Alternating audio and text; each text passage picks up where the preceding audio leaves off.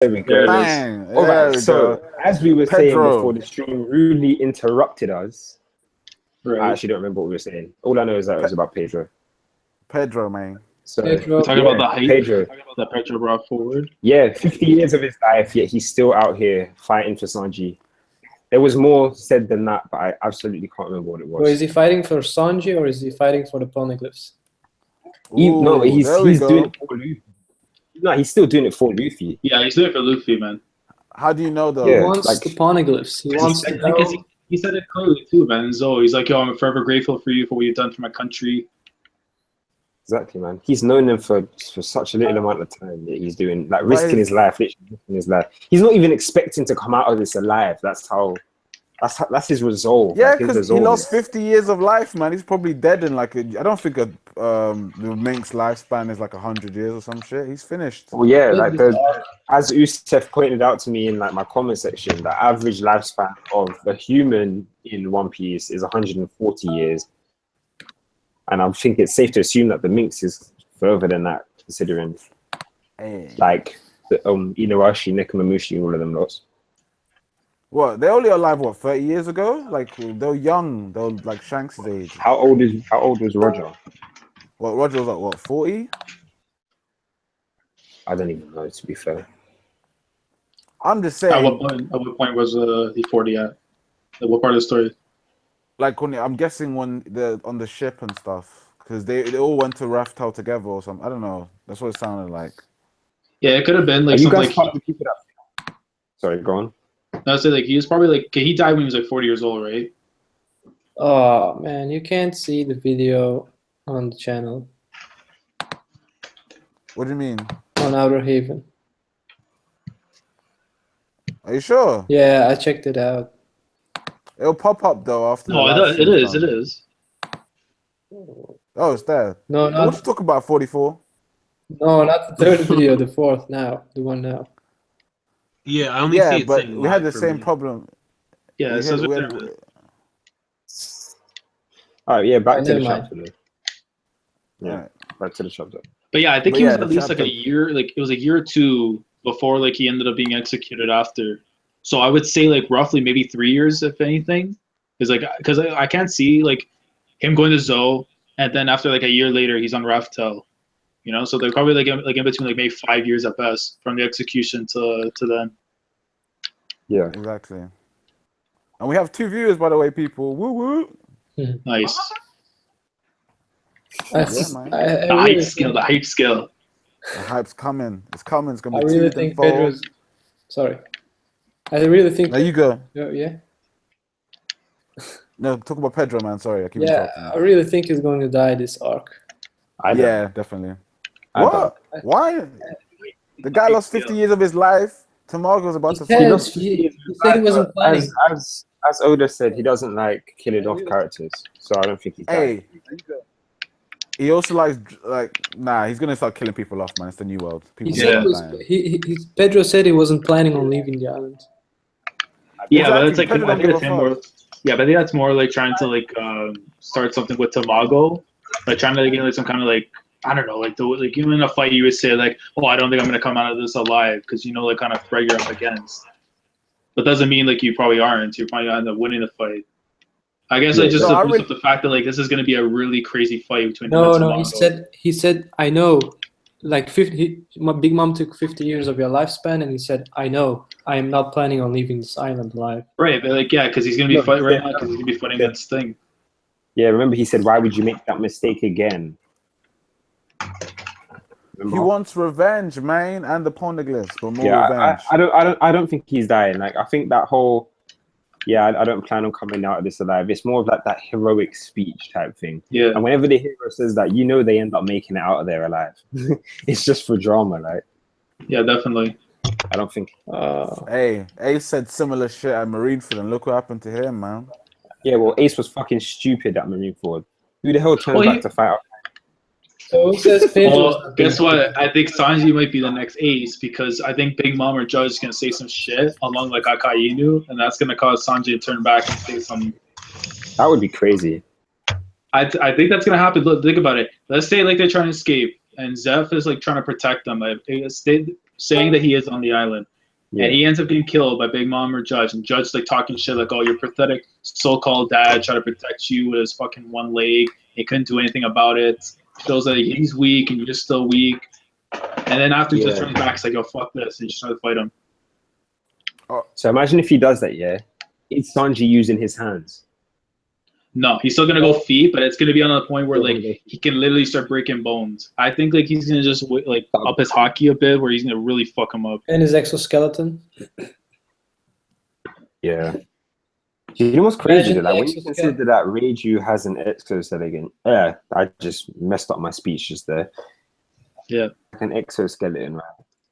Who on yeah, earth but like is what? strong enough But like the damage to exoskeleton, that's more like of the bug and stuff, right? Because that's what I was like researching up a bit. It has something to do with like bugs, especially with like how Reiju is like the butterfly. So what would Sanji's be? Yeah.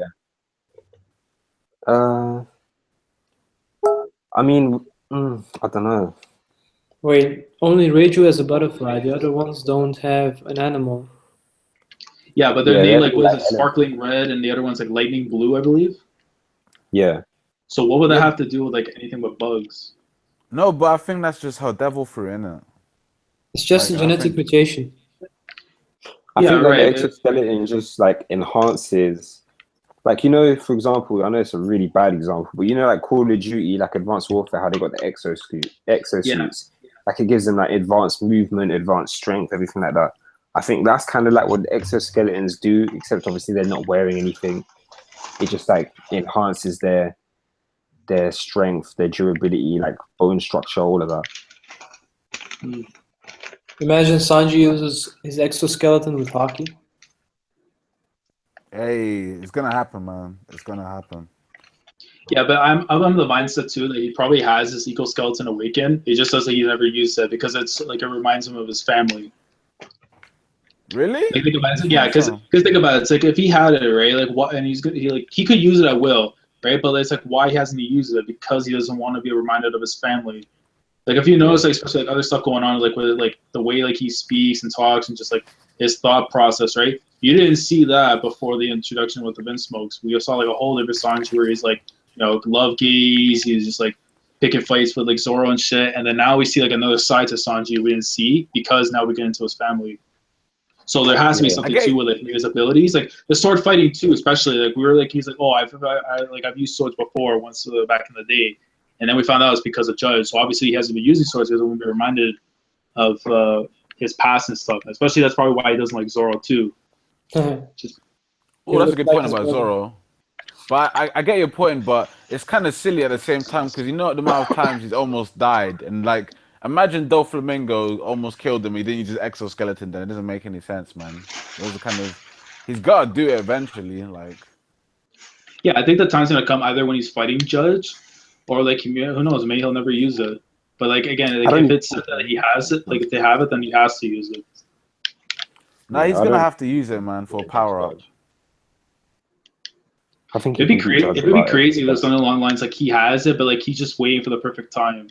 Like he was like the first one to really awaken it, but they didn't want to show it off because like think about it. Let's say like eventually like you saw the way your family like treating you, and you know, let's say one day your past is gonna come back to bite you, right? I'm pretty sure like his family have no idea what his abilities are at the moment, so that gives them kind of an advantage in battle. It's like, oh, I can use this and this against them because they don't know what that can do.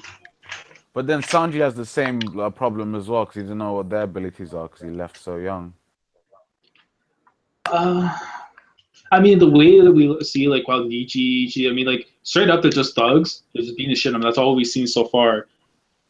But, like, yeah, it's true. I mean, that goes against him as well. So right now, it's like, if you look at it, it's like a blind fight. Like, we don't know, like, what they can do, what he can do. But that's what makes it interesting, because then it's like, shit, they could pull something out. It's like, fuck, Sanji might be in trouble. He's going to win. That's the thing. But I don't know, because the more I think about it, the more I think if Ichiji is like depending on how strong Ichiji, if he's like commander level, then Sanji can't beat him. But at the same time, he needs to beat one of his brothers, and it can't be just Niji, to be honest. No, it's gonna be Ichiji, but I can't see him being judged because I still like the idea of like Ichiji kind of backstabbing him. Ooh, yeah, that's a lot better actually. Because think about it, especially I think this chapter also kind of confirmed it as well. Because if you saw like how he was talking about we're gonna take him hostage and stuff, like his pride is starting to take over a little bit. Like he's like, oh, like I'm the shit now. And then like you see the way like if you even see too like how we haven't really seen much of like Ichiji like speaking or like really do something big, and we've seen like Nishiji, Yonji talking. He's plotting something to go against them, and the brothers know it. They're just kind of like playing their part. Ooh, that could be interesting. That could be interesting. Then what do you think Reiju would do then? Do you think Reiju knows about that, or do they kept out of the loop? I think they kept her out of the loop. Okay. Here's the thing, because I know some people are saying too, like maybe the brothers actually beat the shit out of her before they got and sat down with the judge, so that they don't make it like something was going on. Because think about it, even if we know, let's say like Capone is the one that like did something to her, what if it was actually like them to put the blame on someone else, so that they don't know like the real people, which are them, are actually the ones that caused it. Guys, I have. So instead of Capone, so whatever Capone does, instead of putting the blame on, let's say like on the Big Mom Pirates or on the Straw Hats, really it happened from the Vince Smokes. To put it on Capone, to put it on Big Mom, so like everyone's like all riled up. Guys, what if I think Katakuri, Potato Starch, may be able to hurt Reiju. What if he did it and she's like somewhere where she can't be found? Because if she was found, that would put the relations in jeopardy. But why would they Katakuri do it though? That's the only thing missing is the motivation. Because unless Big Mom knows something that's going on, so she sent Katakuri to find out. No, but then it still like puts the wedding in jeopardy though, because like you can't just like the reason I think Pudding might be a better example is because Pudding could just like she knows how fucking bad Sanji's family is, so she just tricked Reiju or some shit. Outer Haven, you're acting really weird. Yeah, I know. The Outer Haven keeps coming in and out. I'm trying to save the stream, guys. Just let me do it, man. I'm trying to save it. You got this, Mickey. Thanks, Monkey D. I like that, man. At least one guy's backing me up. Nah, man, you're good. You're good. All right, cool, man. But anyway, so yeah, what do you think happened to? So who do you think are the people who did that to Reiju then? Me? Look, everybody. I mean, like it makes sense that it could be Capone, considering that like, when was the last time we saw him? It was like after the stuff happened with Peckham's, right? Yeah. So again, like he might be in the background, just like plotting something. Like he's like even like the way he's coming across off too is that he's gonna try and do something where like. He's gonna put the Vince Smokes against the Big Mom Pirates, and he's gonna come in afterwards on some like red wedding shit. Just like, fuck everyone something up. Is off though. If it was Capone, for example, the moment they find Reiju, and suppose Capone's plan is exactly that. They find Reiju and they fight. Germa versus Big Mom. But if they find Reiju, she can easily say like Capone betrayed us. You know what I mean? And she was walking towards somewhere, like she was going somewhere.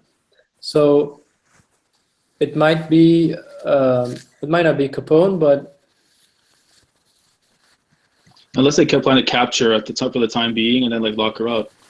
And then when people try to wonder where she is, like, oh, don't like Big Mom can say like, oh, don't worry about it. She's just doing something right now. She'll be here soon. What do you think about her being in Capone's like body, the castle thing, like what happened? Yeah, I read that too. Because I heard a theory about that. Too. That's a good one. Because it makes sense. I mean, I gotta look at the panel again.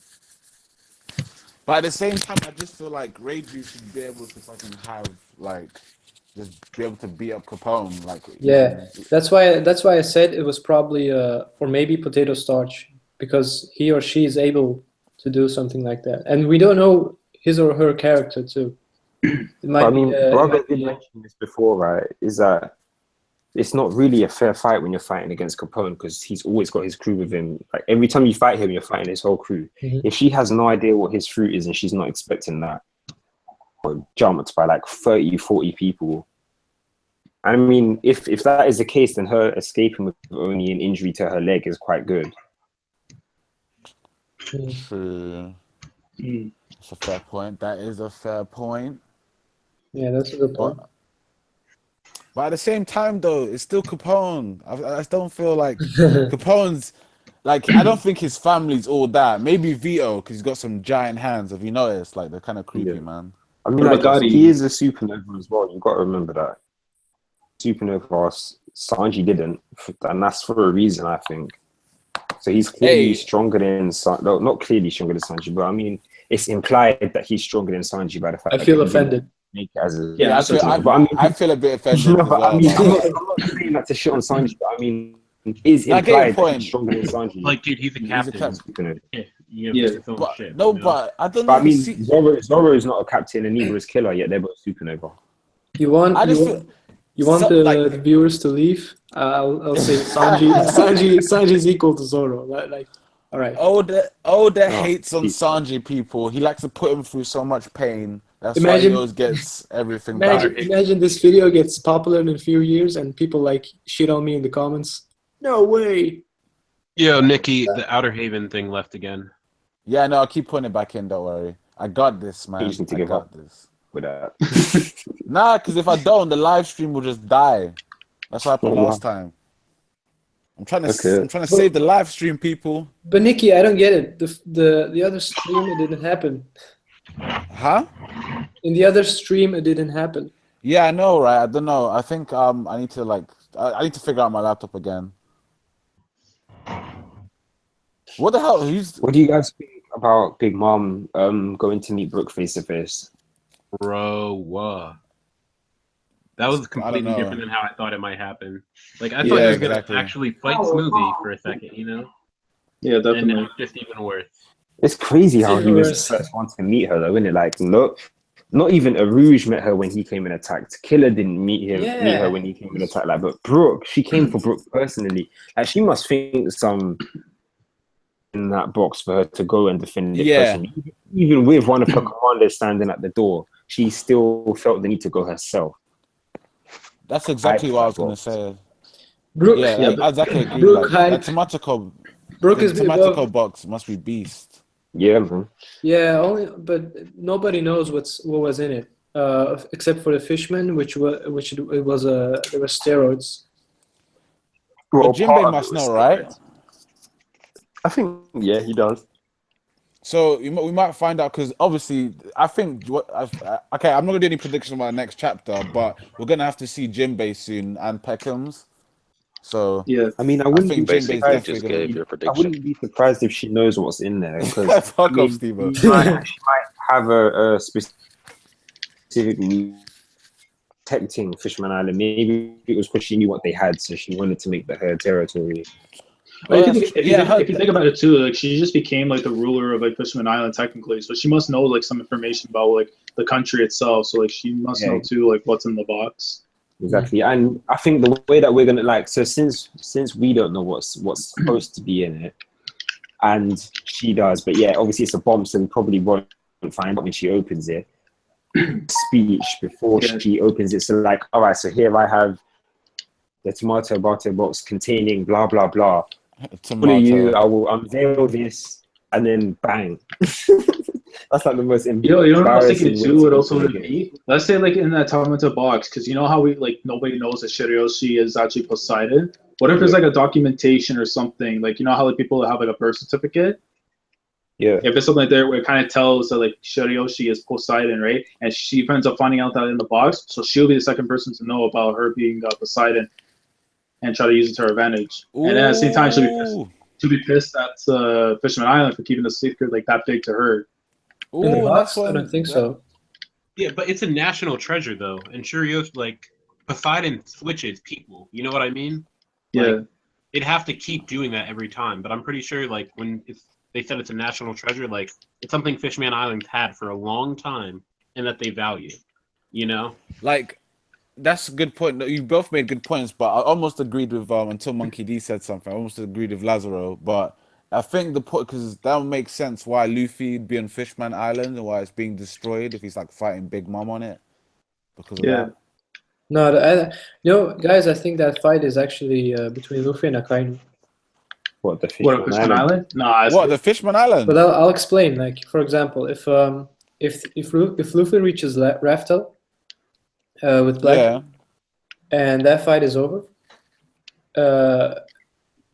I don't remember where, but I read a theory that you have to destroy the continent.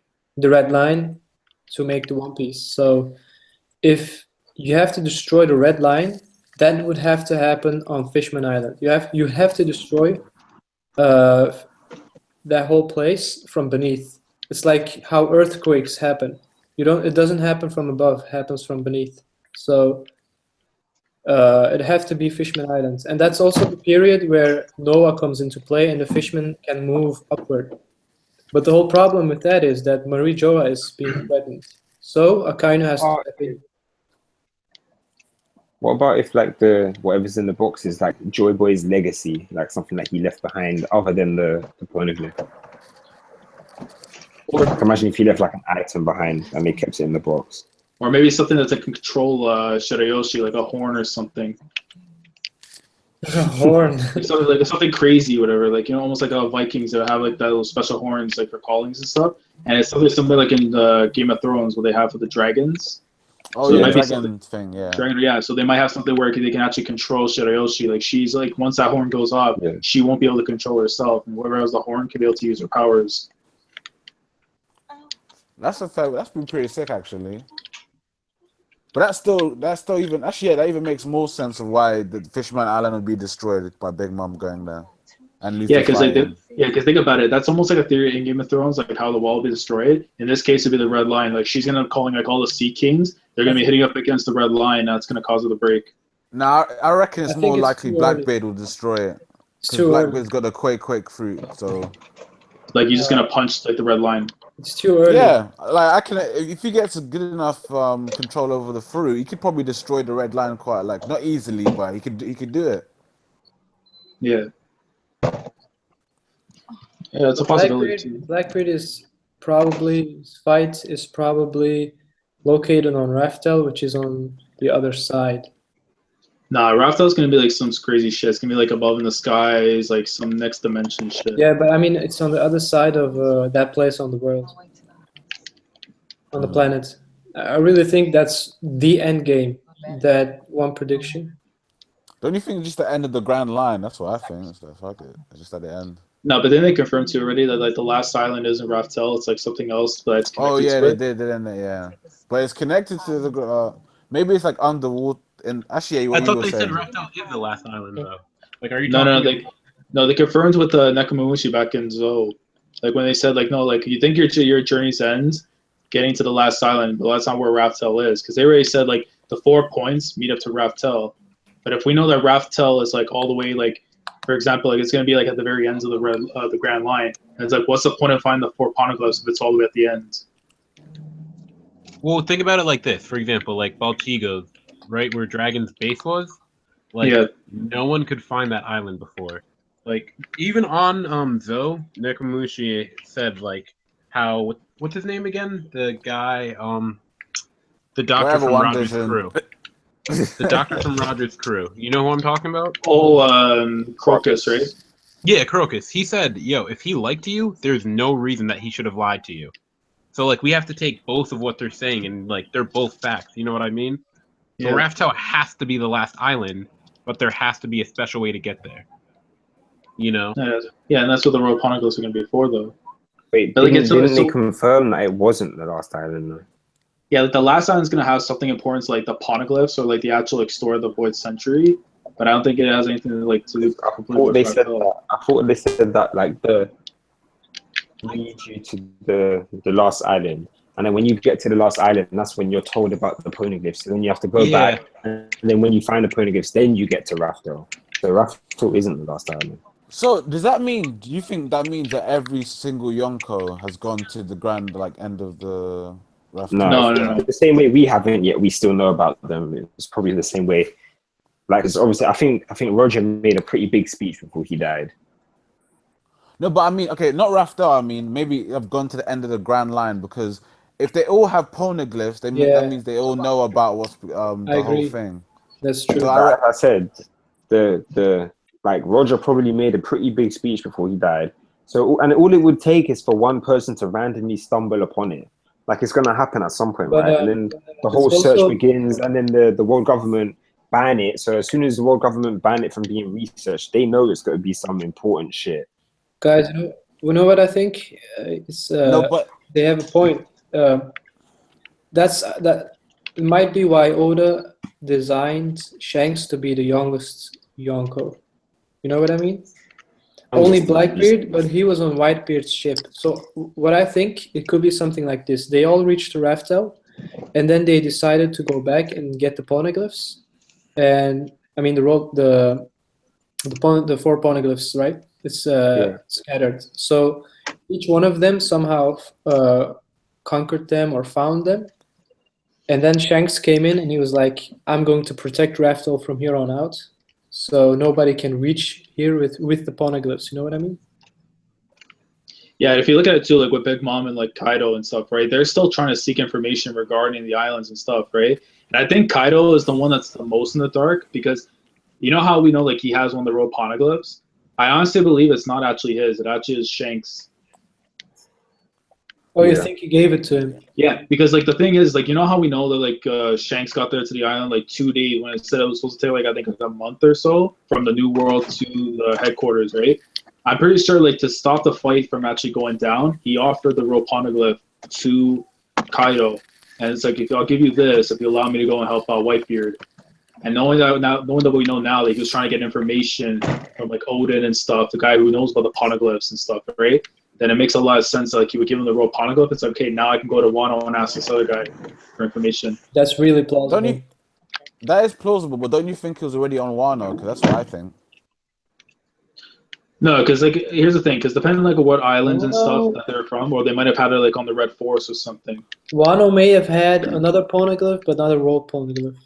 I believe they have other poneglyphs as well, but like the road poneglyph itself, it probably was with Shanks. Yeah. No, the reason I think it's the road poneglyph is because the way Wano's been set up and like talked about is literally like one of the only really strong independent islands. Like no one really fucks them essentially.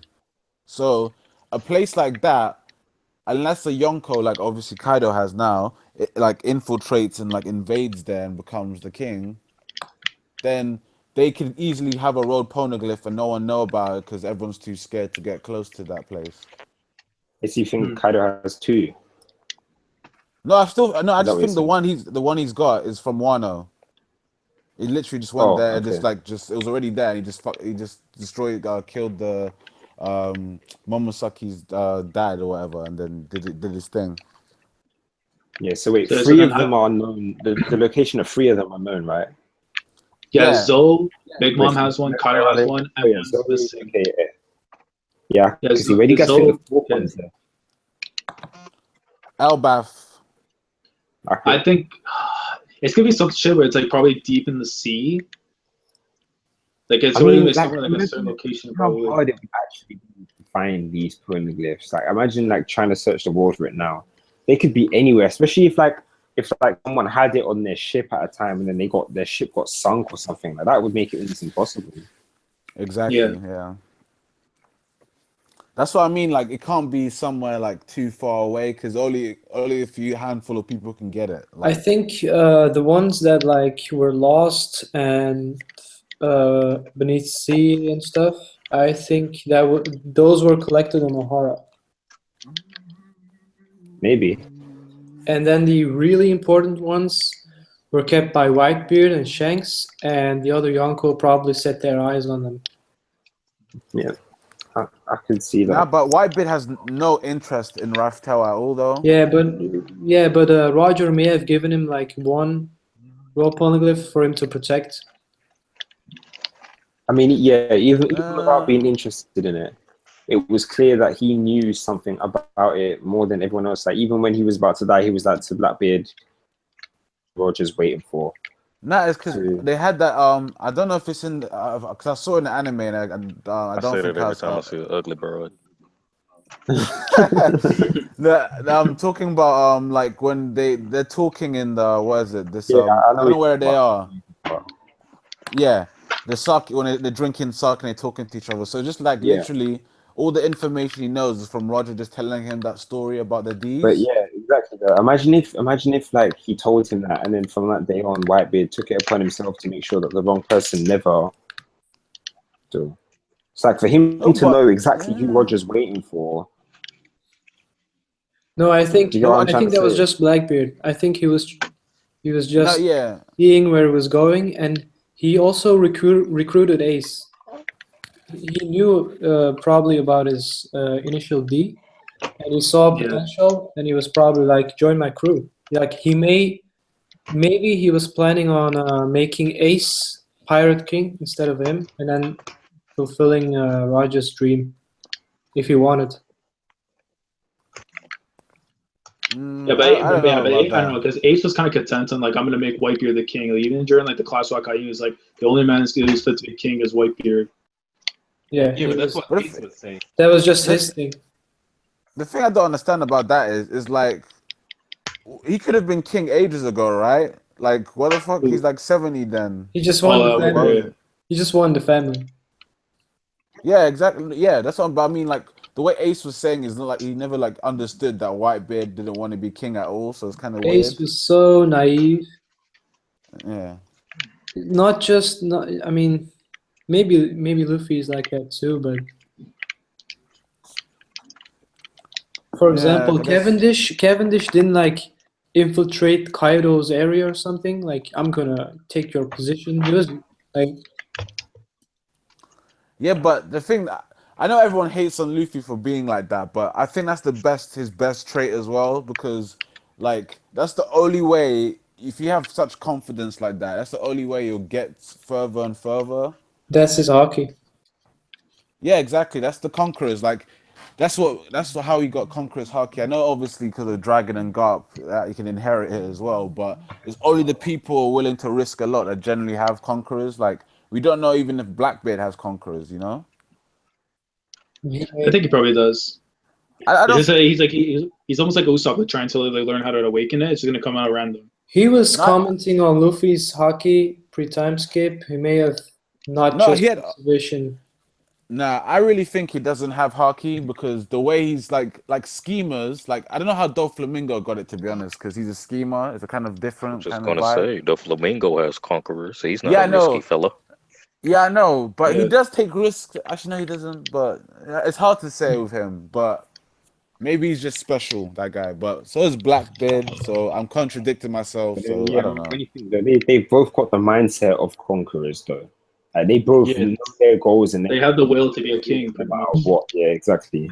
Dofi awakened it when he was hung as a child. Yeah, Dofi was a disgusting little child, man. Oh my god. Yeah, but he had a terrible past, though. That's deep, boy. No, he didn't really have a terrible past. He was spoiled already. No, yeah, I mean, like, think about it this way, yeah. If you look at his upbringing. Okay, no, hey, guys, I'm not trying to justify what he did or anything. I'm just saying, in the context of the guy who's like, imagine you're a billionaire, right? Already did justify it. No, okay. Imagine you're a billionaire and you get thrown into fucking the poorest of the poor land, yeah, and then and everybody hates you. No, and then trying to fucking kill you. I think there are two aspects to him. The first one is he was rich, he was spoiled, and he lost it. And the second part that actually made him snap was not only did that cause his mother to die, but also true that people were disgustingly torturing them. Yeah, and they were getting payback for how him and his family used to treat them. Like he was one of those self-entitled rich guys. Like, you know, them rich guys that are humble still. That weren't him. He was not humble at all. No, but he was. Yeah, of course. But the Flamingo was a child. His dad was. Right, but that was the environment he was in, though. Yeah, his dad was pretty humble. You can't just say that because what's his brother? His brother? His other brother was humble. Yeah. He was humble. Yeah, but that's true. That's true. His dad and his mom really were yeah, exactly. His dad and his mom, they're the reason they left Mary Joa as well. They're like, oh, we can't live like this kind of thing. Like, so then why was that? That's why I have no sympathy for the Flamingo, because he was the only prick out of his whole family. Exactly. He was a child. He was with the wrong group. But his brother was also a child. Exactly. Hey, 50-50. Corazon was younger than him. Like, some children are affected in different ways. And remember too, Corazon even said too at the same time, my brother was born evil. He was a monster. So it's like people are born just like that. And unfortunately, Doflamingo, because of how he was born, he had no, like, you just can't feel sorry for the dude. No, I feel like Rosinante was he was like he was also in the lifestyle. He was a child and he thought it was normal. But then his father and his mother probably convinced him that it wasn't normal. But Dofi kept like going, "Where are my slaves? Like, what did you do to my slaves?" And Daddy, where the slaves at? Yeah, okay, I get that. I get that point, but yeah, it's true. But at the same time, man, it's like I think Doffy's mom was like really they had a good bond with each other. So when she died, things just flipped over yeah, worse. that was you know what I mean? That's where I feel the sympathy for it. And Corazon was the dad. Like I think Corazon was closer with his dad, and when his dad got fucking killed by Doffy, he was like, "Fuck, this guy is fucking crazy." Yeah. You $8? And like, yeah, what? $8? What's $8? The what? No, I heard someone say $8 in the background. So I was like, what's $8? Oh, I have no idea. Thing, right? Am I the only one that like thought of that by Lola? Like the way Lola was like, "Oh yeah, she won't kill me. I'm her family." Like that reminded me so much of Corazon and Doflamingo. Yeah, it does. Oh yeah, oh that's a good point actually. But I keep thinking that she's telling the truth Lola though. when she gets to the island. But that's the thing too. I really started to believe like the whole thing about Raizo when they were saying like, "Oh, Raizo's safe and stuff," and how they kept that a secret. I honestly see that with Big Mom. She's putting up a front, and like you know how like remember when they were even explaining to with Lola, it's like, oh, like they took her VV card, and then you had different reactions from the kids. They're like, oh, the bottom was like, oh, well, the runaway, and then we had those twins that were like, oh, well, is she okay and stuff, and like, what the fuck, like how, why, like, there's like two different opinions that are coming out of it. So I think like the older kids probably know like what happened truly between Big Mom and Lola, and that the younger kid is hearing what the brothers and sisters are telling them. Exactly. I mean, like I'm still in the mindset that like they were gonna do the marriage and stuff, whatever it was with probably the Elbaf King or whatever it was, and like let's say like they thought it was all good and stuff, and then Lola was like being abused or some shit, like something crazy shit was going down, or she knew some kind of plot was going on. And the Big Mom, in order to help her out, so she wanted to go through that shit, she helped her escape Whole Cake Island and the marriage. But obviously that put her in bad terms with Elbaf. Wait, who? Big Mom helped her? Yeah, like Big Mom like pretty much like faked her death, or like pretty much like said like, oh, she ran away, but in truth she actually helped her leave to run away, instead of just saying like, oh, like I banished you. But in reality, like she underneath it, she was actually helping her to leave. I don't think Big Mom cared that much, just personally. Like, bro, one of the first things we see her do is kill one of her own kids, right? When she's going, you know, it wasn't her favorite. It wasn't her favorite kid. It wasn't. Yeah, she wasn't. It doesn't matter if it's her favorite kid. Like, you know what I mean? Like, she's helping them out. Like, she got 120 kids, Monkey suffering D. from a disease. When did the topic move from Doffy to Big Mom in 5 seconds? Because we see like the resemblance between Corazon and Lola when they're saying like to their families, like, "Oh, my parent still loves me." So that there's a connection with Corazon and Lola because of how they view their parents and brothers apparently, and in reality they're pieces of shit. But I don't think that's the case with Big Mom. Yeah, I think she has. Yes. She has a terrible disease. Like his brother. What? Rosinante didn't like his brother. No, like he wanted to try and come to an understanding with them, but eventually over time he's like, no, my brother is evil. Yeah. Like when he made that remark too, he was telling it to Law when Law was a kid. He was just saying like, no, my brother is evil. Like there's no way you can be saved. He has to be. You guys think that He's a rabid dog? You guys think that Rosinante actually subconsciously was trying to fill the failure he did when he was a kid? He probably saw a new Dofi in Law, and then yeah, for sure. Because if you look at how like Law wanted to pretty much like see the world burn and stuff. Like he didn't care. Like he only had a short time to live, so he wanted to do whatever it takes to get like what he wanted to accomplish. Like he pretty much was like Dofi. He had nothing, even though technically he still has his brother to help him keep him sane. But he kind of threw that aside. Law just didn't have anything at all after. Yeah, it's true, man. Law's like, damn, man. He's his top 3 worst childhoods, definitely. I still say it's still, and now it's like I look at it like Sanji might still have the best one, because if you look at it, it's like Robin and Law had something taken away from them. Like they had a family and that was taken away. Sanji had a family, but his family gave no fucks about him. That's a lot worse than losing your family. Like imagine like you wake up every single day of your life, your mom like is dead or she's in the hospital, right? And the parents don't, the father doesn't go see her, the kids don't get to see her. and stuff, and then like you're getting beat the shit out of, and you're wondering like what the fuck's going on. But they lived their whole life being hated, essentially, like until Corazon came along, and then until Robin found the Straw Hat. She was basically on the run for like ever. Yeah, but what I mean, like from Law's is like, you know how Law, we saw him obviously with, like his mom, dad, his sister, and stuff, right? It's like you try and compare those two things, like well, like Law, like he actually had a connection with his family and loved them, whereas like Sanji, unfortunately, like he was like the short end of the stick, pretty much. But I think it's much worse that way. You love them and then they just all die. Like, not even die properly. Your whole nation is destroyed. Yeah, like, but think about it. Like, but think about it. You're a kid that wants the love of a family, and your family beats the shit out of you. You know what I mean? It's like, how do you, like, you've already started off with the love, and then it's taken away, and you don't understand the concept of love. That's why I also think too, like the way when like Pudding said like, oh, I won't let the marriage be like hell for you. He's starting to realize in his head what true love is. He never got that with a family, so he experienced it through Pudding. But if you think about it this way, the way I saw it is because we have to find out more about Sanji's mom as well, because they only like hinted at it in like one of the chapters, and it's obvious that she was quite kind because she fucking took Sanji's like terrible food as well. So I think she, at least that part, Sanji, when the mom was around, gave him like a decent kind of childhood. Like, I don't think he was getting bullied that much then. Sanji got his childhood from Zeph, actually. Yeah, I mean before that. I mean, like when his mom wasn't ill, like I'm sure he was being treated better than he was when she was dying. Oh. But depends too, like how long she was in the hospital from that point on.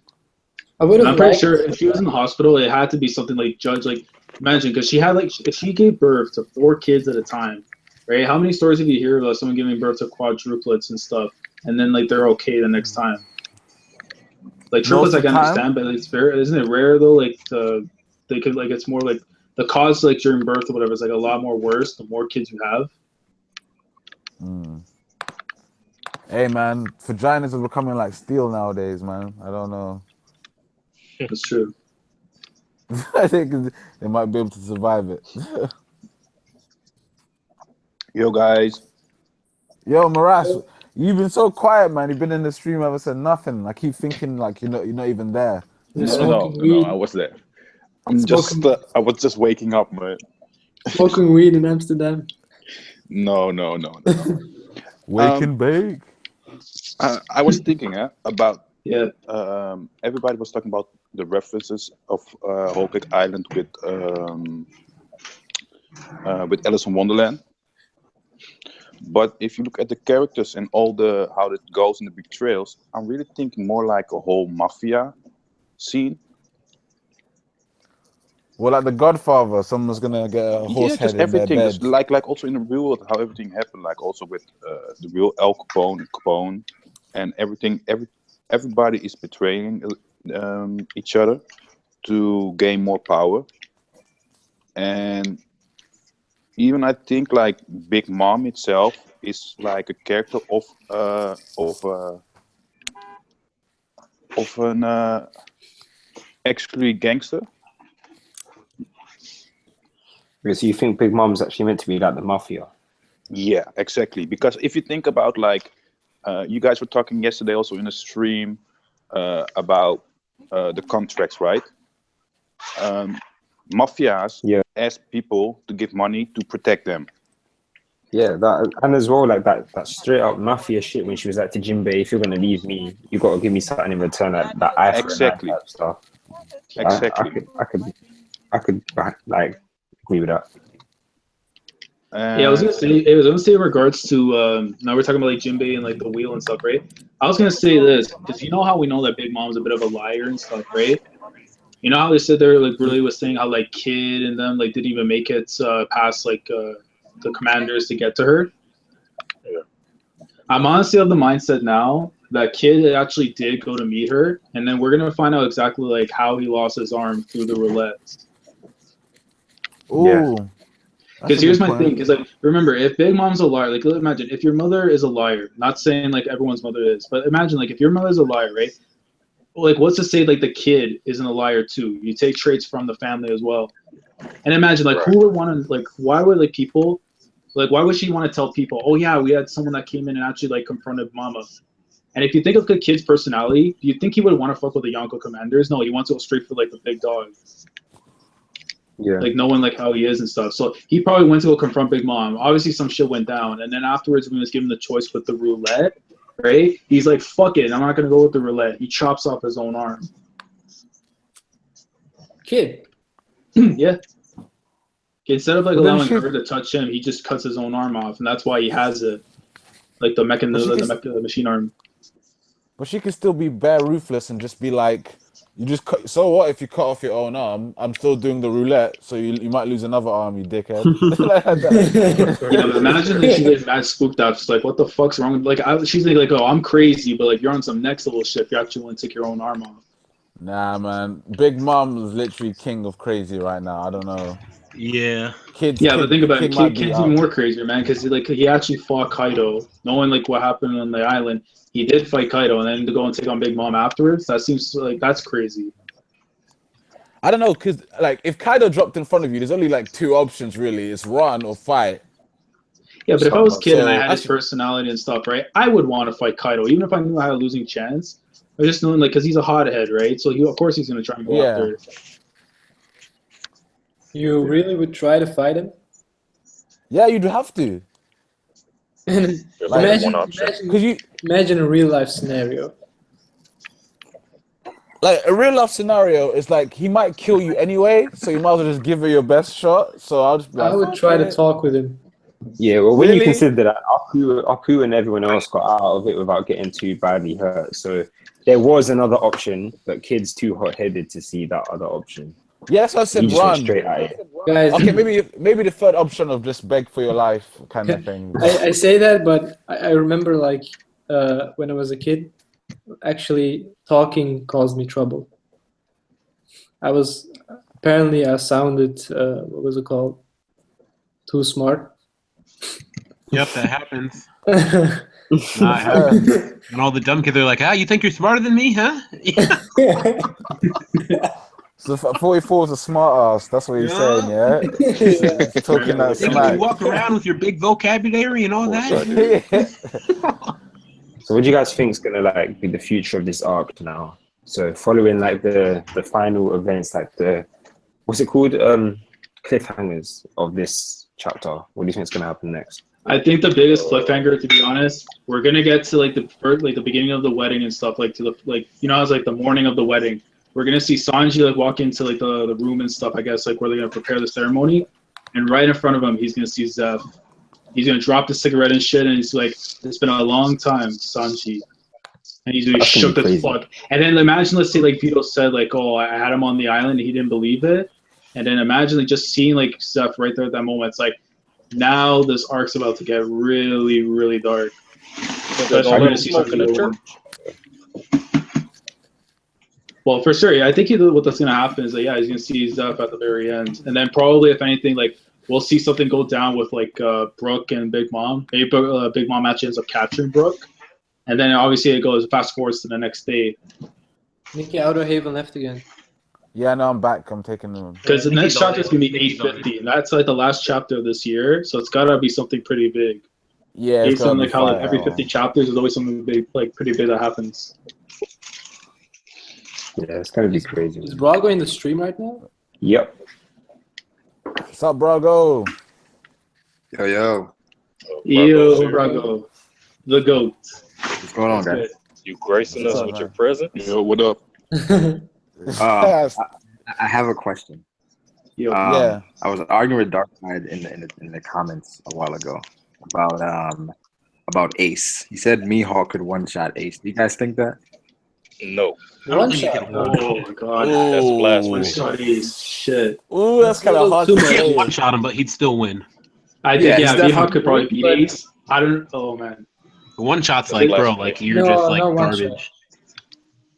It's like you're not one-shotting Ace. That's crazy. Like, I don't think anybody in the series could one shot Ace. To be I honest, mean, I kind of did. I know, I kind of did. Oh yeah. My But bad. he was like a Oh, after. no, no. he two-shot him. He two-shot him. No, I'm He joking. he caught my man slipping though. That's the thing. Yeah, he did. I'm joking. He caught him slipping. Yeah. It wasn't kind of it's not a fair one shot. Also, Yeah. guys, I think I put Ace. Shanks could one-shot him. I put Ace on a commander Yeah, level, definitely. on Snacks level. You guys, Yeah, but Really? you can see where Snack is though. Yeah. Here's the thing. I think Ace could deal with Cracker as well because of dealing with fire is a problem for anybody. I mean, Yeah, of course. the thing is, like, how is Cracker dealing with Ace's fire? It's like if he can his biscuits soggy from water, why wouldn't they get burnt from fire? Yeah. Yeah. Well, I think the I thing think- with his fruit is that it's just conveniently weak to water. Like I don't think it's about the intensity or anything. I think it's just like it's weak to water no matter how strong his fruit will become. Right, but then it should be weak to fire as well, right? Yeah, because imagine like you're cooking something Not like in the bakery, necessarily. right, and it burns afterwards, Yeah, right? Because It pretty much is nothing after. I think that's just how the fruit is designed. You know, like with crocodile, he weak to water, but that don't mean he has to be weak to anything else specifically. It's just that water is just that weakness. I mean, Well, everybody's really weak to water, right? It's really convenient. devils.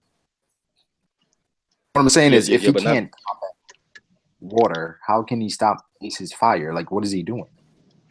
His devil fruit might be able to stand up to the fire. I mean, I'm No, pretty I don't think so, man. That fight really did mess up how we think about fruits now, because like oh the yeah, way Nami was so easily able to mess up his fruit with just water, like Here's that is the kind of yeah.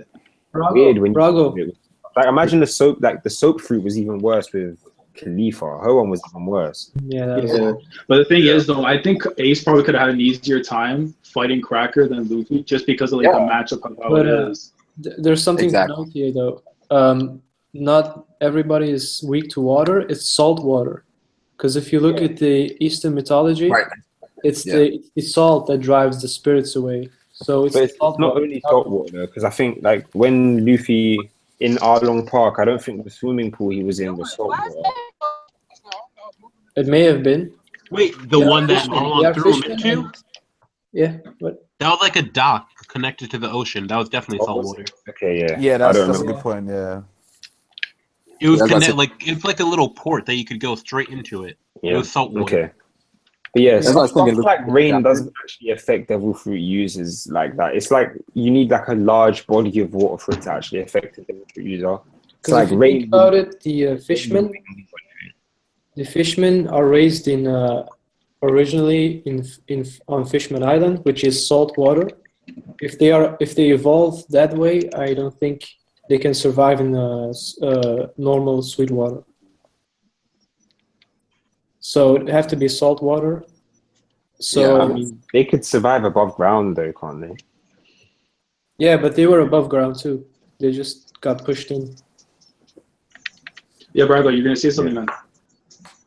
Oh, I was gonna say, if it wasn't salt water, that means devil fruit users, they can't take long showers, or No, it's just like you need like large bodies of water. So, for example, I don't think like if they were to be in a swimming pool, even if it isn't salt water, I don't think that would work with them because it's like a large body of water. But it's still it's actually the salt that drives the Yeah. spirits away. Think Are about you it like sure this that too. it's the salt itself though? Because then that means that whenever Sanji cooks, you can't put salt on the food.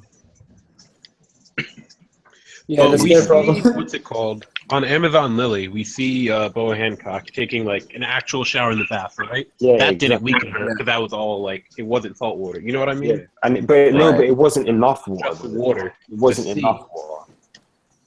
Well, no, but It I'm has to be saying a like lot. she was taking a bath completely Yeah, like a submerged lot. except for her head, right?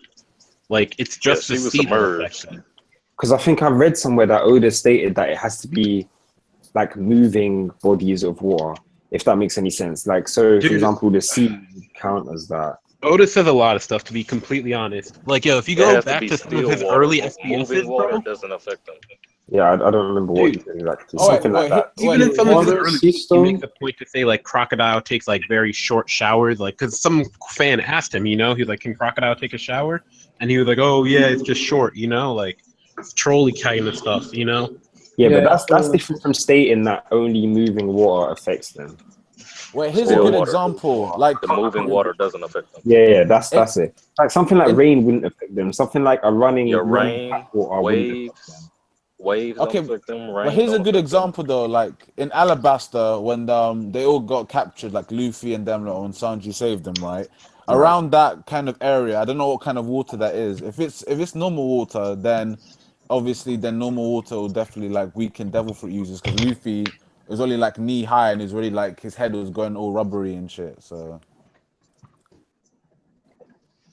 yeah. So it depends, I guess. He did say somewhere that it was all still water that affected them, which means that even if it isn't seawater, if it's like a large body of still water. So say, for example, if there was like a big lake, like a massive lake, and Luffy was to walk into that, it will weaken him in the same way that it would if he was to jump in the sea. But then, for example, stuff like rain and all that. But what about then the whole sea stone?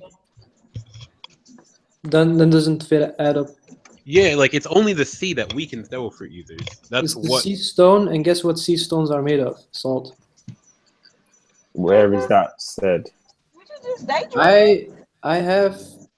I mean, it's not stated anywhere. It's just on this planet. It's You can't use it to prove your point. no. I mean, we need evidence. 44. I have stones. I have stones in my house right now that are made. Yeah, all right, because they're from the ocean. No, no. I've got fruits in my house. It doesn't stop me from swimming. Can't use that logic. But yeah, back to like Ace and Cracker though, because like especially if you look at it like this, because we already know that the Yonkos are not allies and they're not enemies. So if Ace wanted to, right, be on his Roy Mustang game, he could have just burned Cracker alive. Nothing's gonna be saving his ass. Yeah, I don't see how he's doing that. How he's stopping Ace's fire. I mean, a lot of people. We're I talking forgot about what it was. Sorry, He still has hockey. Yeah, he's still got the hockey. But the hockey doesn't stop you from getting burned. I don't know that yet. Yeah, though. but I mean, if depending how strong it is. If hockey can stop a earthquake blast, I mean, I think it can stop fire. Those are the admirals and Rayleigh, the only two people we see do that. Do hockey like that. All right. I remember that was a combined team up too, because there's no way one of them alone could stop that shit. Yeah, that's all three of them. Okay, what about Shanks stopping a Kainu's punch then with the sword?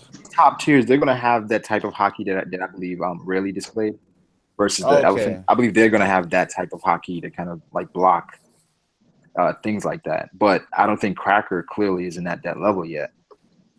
I think it's another tier of hockey that you unlock, and I don't think Cracker's unlocked that yet. Yeah, I Fair guess. point. Yeah. Fair point. Yeah. It was like with Ace, he can hockey up all he wants, but he's still gonna be burning. Like he's gonna. Yeah, because the main components that devil fruit of is, and I remember seeing too. Like some people were saying like the whole Doflamingo and Cracker fight. Like how would Doflamingo get his strings into Cracker? But here's the thing: if he's gonna be in that armor, you're getting burned alive, and smoke is inside the suit of armor that he's wearing, and he can't get that shit out, it's game over. Dude, but there's like so many things that to another piece of armor. That's the whole thing about Cracker. He can constantly do that. You know what I mean? Yeah, but fire is fire, man. That shit will burn. I don't know. It's hard to say, man. Because as well, Crackers. I think his hockey will just fuck up Aces as well, though. That's the thing. Well, the thing is, let's kind of scale it forward. 2 years, post time skip Ace would be stronger than Cracker. Oh, yeah, definitely. Okay. Yeah, agreed. Yeah. Would or wouldn't? Did you say? Would be. Oh, okay. Yeah, I agree. I think Ace, if he had lived, would have been disgusting, bro. He would have been. Yeah, true. Oh my god, I think he probably would have been the captain by then. I think so. Like really? I think Marco. I think Marco would have given it up to thing. And remember, the other guys too know that like secretly probably Whitebeard wanted him to be king. So they were like, no, the only one fitting is the actual son of Gold Roger, because people already knew by that point. Like by the time of the war, that Ace was the kid of Roger. So it's like imagine like he's still the second command and Marco's the one leading the Whitebeard pirates. That would look so stupid. So if Marco leaves, it would be like a temporary thing. Like I'm just leading for now until you're ready, until you want to take control. Tired or died within the 2 years. How many Ace can be like Sasuke after, so just lead crew afterwards and try to take over the world.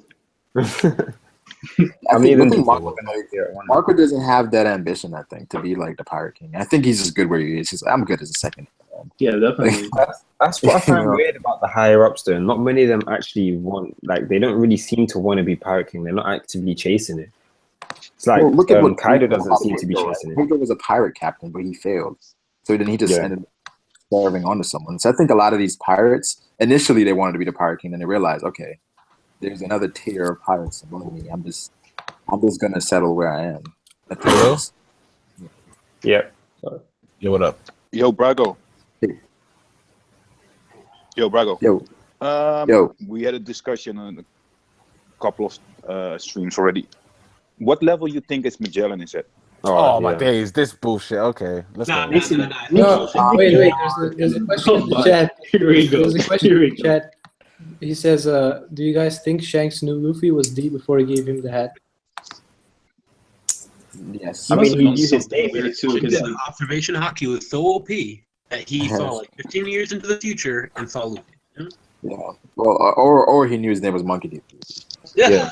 You guys think that Shanks probably knew about Dragon before you meeting Luffy? Oh, for sure. I'm sure Shanks. Like they met up and he's like, "Oh, by the way, if you head up to Fuchsia Village, you might run into my kid. You'll know who he is." And then obviously we see like when he try to cut like his cheek and shit, it's like, "Oh fuck, that is the kid." Yo, so what's the current topic we're going off? Wait, where did you guys? I don't know. So what? Wait, where did you guys put Magellan though? Where did you guys put him? Well, we were basically all of us basically agreed that he was like. I kind of like that when this here. Like if you had hockey, I'd probably put him like a little bit below Doflamingo, but not that much. Here's the thing. If you have hockey, you're still getting poisoned. I know, but that's what we're saying. That candle armor, like pseudo hockey. It's going to depend on where you're fighting. It's going to depend on where you're fighting and who's fighting. Someone like Doflamingo could do good against Magellan because he can fly and all the different stuff. Someone like Luffy, we saw that fight.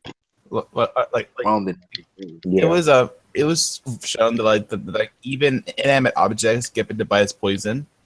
So if the had strings, that would have worse for him because the up the strings than tagged Flamingo. It goes back to matchups because Marco would struggle against Magellan. Someone like Marco would struggle. Why?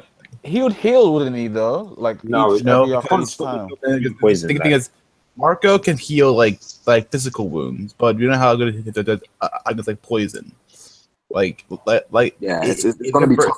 If you're gonna burn poison inside of his body, then we kind of I think Cracker could probably do well. No. He can defend well, but he can't. No. I have to disagree with that. Because I agree. I agree about Cracker. No. Listen. I want to say this. It's the same thing with the rain. The poison, it gets sucked in it as well. It's the same with the rain as well. So the poison get infected. If poison affects it, he can still kind of use that as a body shield. So he could get a couple hits in, even if it does affect it. So say he gets a hit in, that armor is no longer usable. He makes another one, gets another hit in, but at the same time, his main body isn't getting poisoned by it. Yeah, exactly. Ellen's kind of overpowered. That poison demons very hard to deal with because you use a sword. Oh no! So it's infected by poison. Use hockey. I told when I said we were talking about the Ace versus Vista thing. I said Vista's getting overwhelmed by Ace if he cannot cut fire. If he has that fire cut technique, then then it's a closer fight. But if fire, since if it's not fire as in natural fire, it's different fire. So you cut by hockey. Coming back on that Ace versus Cracker thing, do you guys think Vista stands a chance? Mm-hmm. No. Against Cracker, I mean. No. Here's a better matchup. Can Kinemon? Well, the thing is, because he can play with fire. Do you think Kinemon can actually stand up to Ace? Yeah, I think Kinemon can. I'm pretty sure. I don't think we've seen how strong Kinemon really is. Vista. I mean, he had to be one of the vassals for Odin. And if Odin was on the crew of Roger, then for sure he has to be somewhat good. I know people always go back to, well, you know, he got cut up by law. I'm like, I think a lot of people are getting surprised by I think that's a matchup too. I think at the same time. Yeah, law's fucking broken. Why people chose the OP fruit for him. Yeah, but Kinemon was so good. He was still fighting without his hand. Like, all right, I think Kinemon is really. But like Kinemon can cut with fire, but that means he can really cut fire itself. Like you can cut with a fire type blade, but can that fire cut other fire? It's like, eh. What do you mean? Depends. Like Kinemon can cut with fire, but then can he cut fire itself? It's like it's kind of a what? What are you saying, man? No, you can cut things with fire, but can you cut fire itself? Yes. He did cut fire. Well, he hasn't shown that yet. Didn't it show? Well, I mean, I think any type of slash cut with fire. Like it's already fire. Would it cut it? Would it cut? Yeah, I think any type of slash would cut fire though, because when you think about that, it's about air pressure, isn't it? Yeah. From what I've seen so far, it seemed like Kinemon was on Zoro's level. Was on Zoro's level? What? Yo! Whoa! Who said that? Hey, I'm gonna say it's not that crazy. If Kinemon could like cut Pika in half, then okay. Then he didn't even go full out. Like, for example, Zoro. If you remember Zoro versus the Kraken, it was like he easily put out a slash and then cut one of his tentacles, and we saw Kinemon do the exact same thing. Like easily, he cut the sea monster on Punk Hazard. But the thing is, he's a samurai from one. I wouldn't be surprised if he had some unique stuff. Like, all right, I gotta bring up a death battle, but didn't Kinemon and Kanjuro say they were holding back? Did they say that? Well, I thought they said that. Yeah, I thought they said that as well. With the fire thing, with the Kinemon the fire thing, it's like he made the fire, then he cut it. You know, so it's like why wouldn't he be able to cut any other types of fire? It's fire. Well, it depends. Like, could he cut hockey fire? Like, a fire with hockey? Probably not. What's hockey fire then? Fire imbued with hockey. Yeah, like how Doflamingo strings were imbued with hockey, kind of thing. Well, just fire instead. So you're saying like almost like a burning blood, almost. So why wouldn't he be able to cut hockey fire if he uses the hockey fire slash? I don't know. Well, if it's hockey or not, if it does, like hockey isn't like hockey doesn't have all one level. Like we've seen that like hockey comes in levels. Like Brago's hockey was stronger than the Smoker's hockey. So like it doesn't have one level, but so you're saying if his hockey isn't stronger, he shouldn't be able to cut it. Yeah, exactly.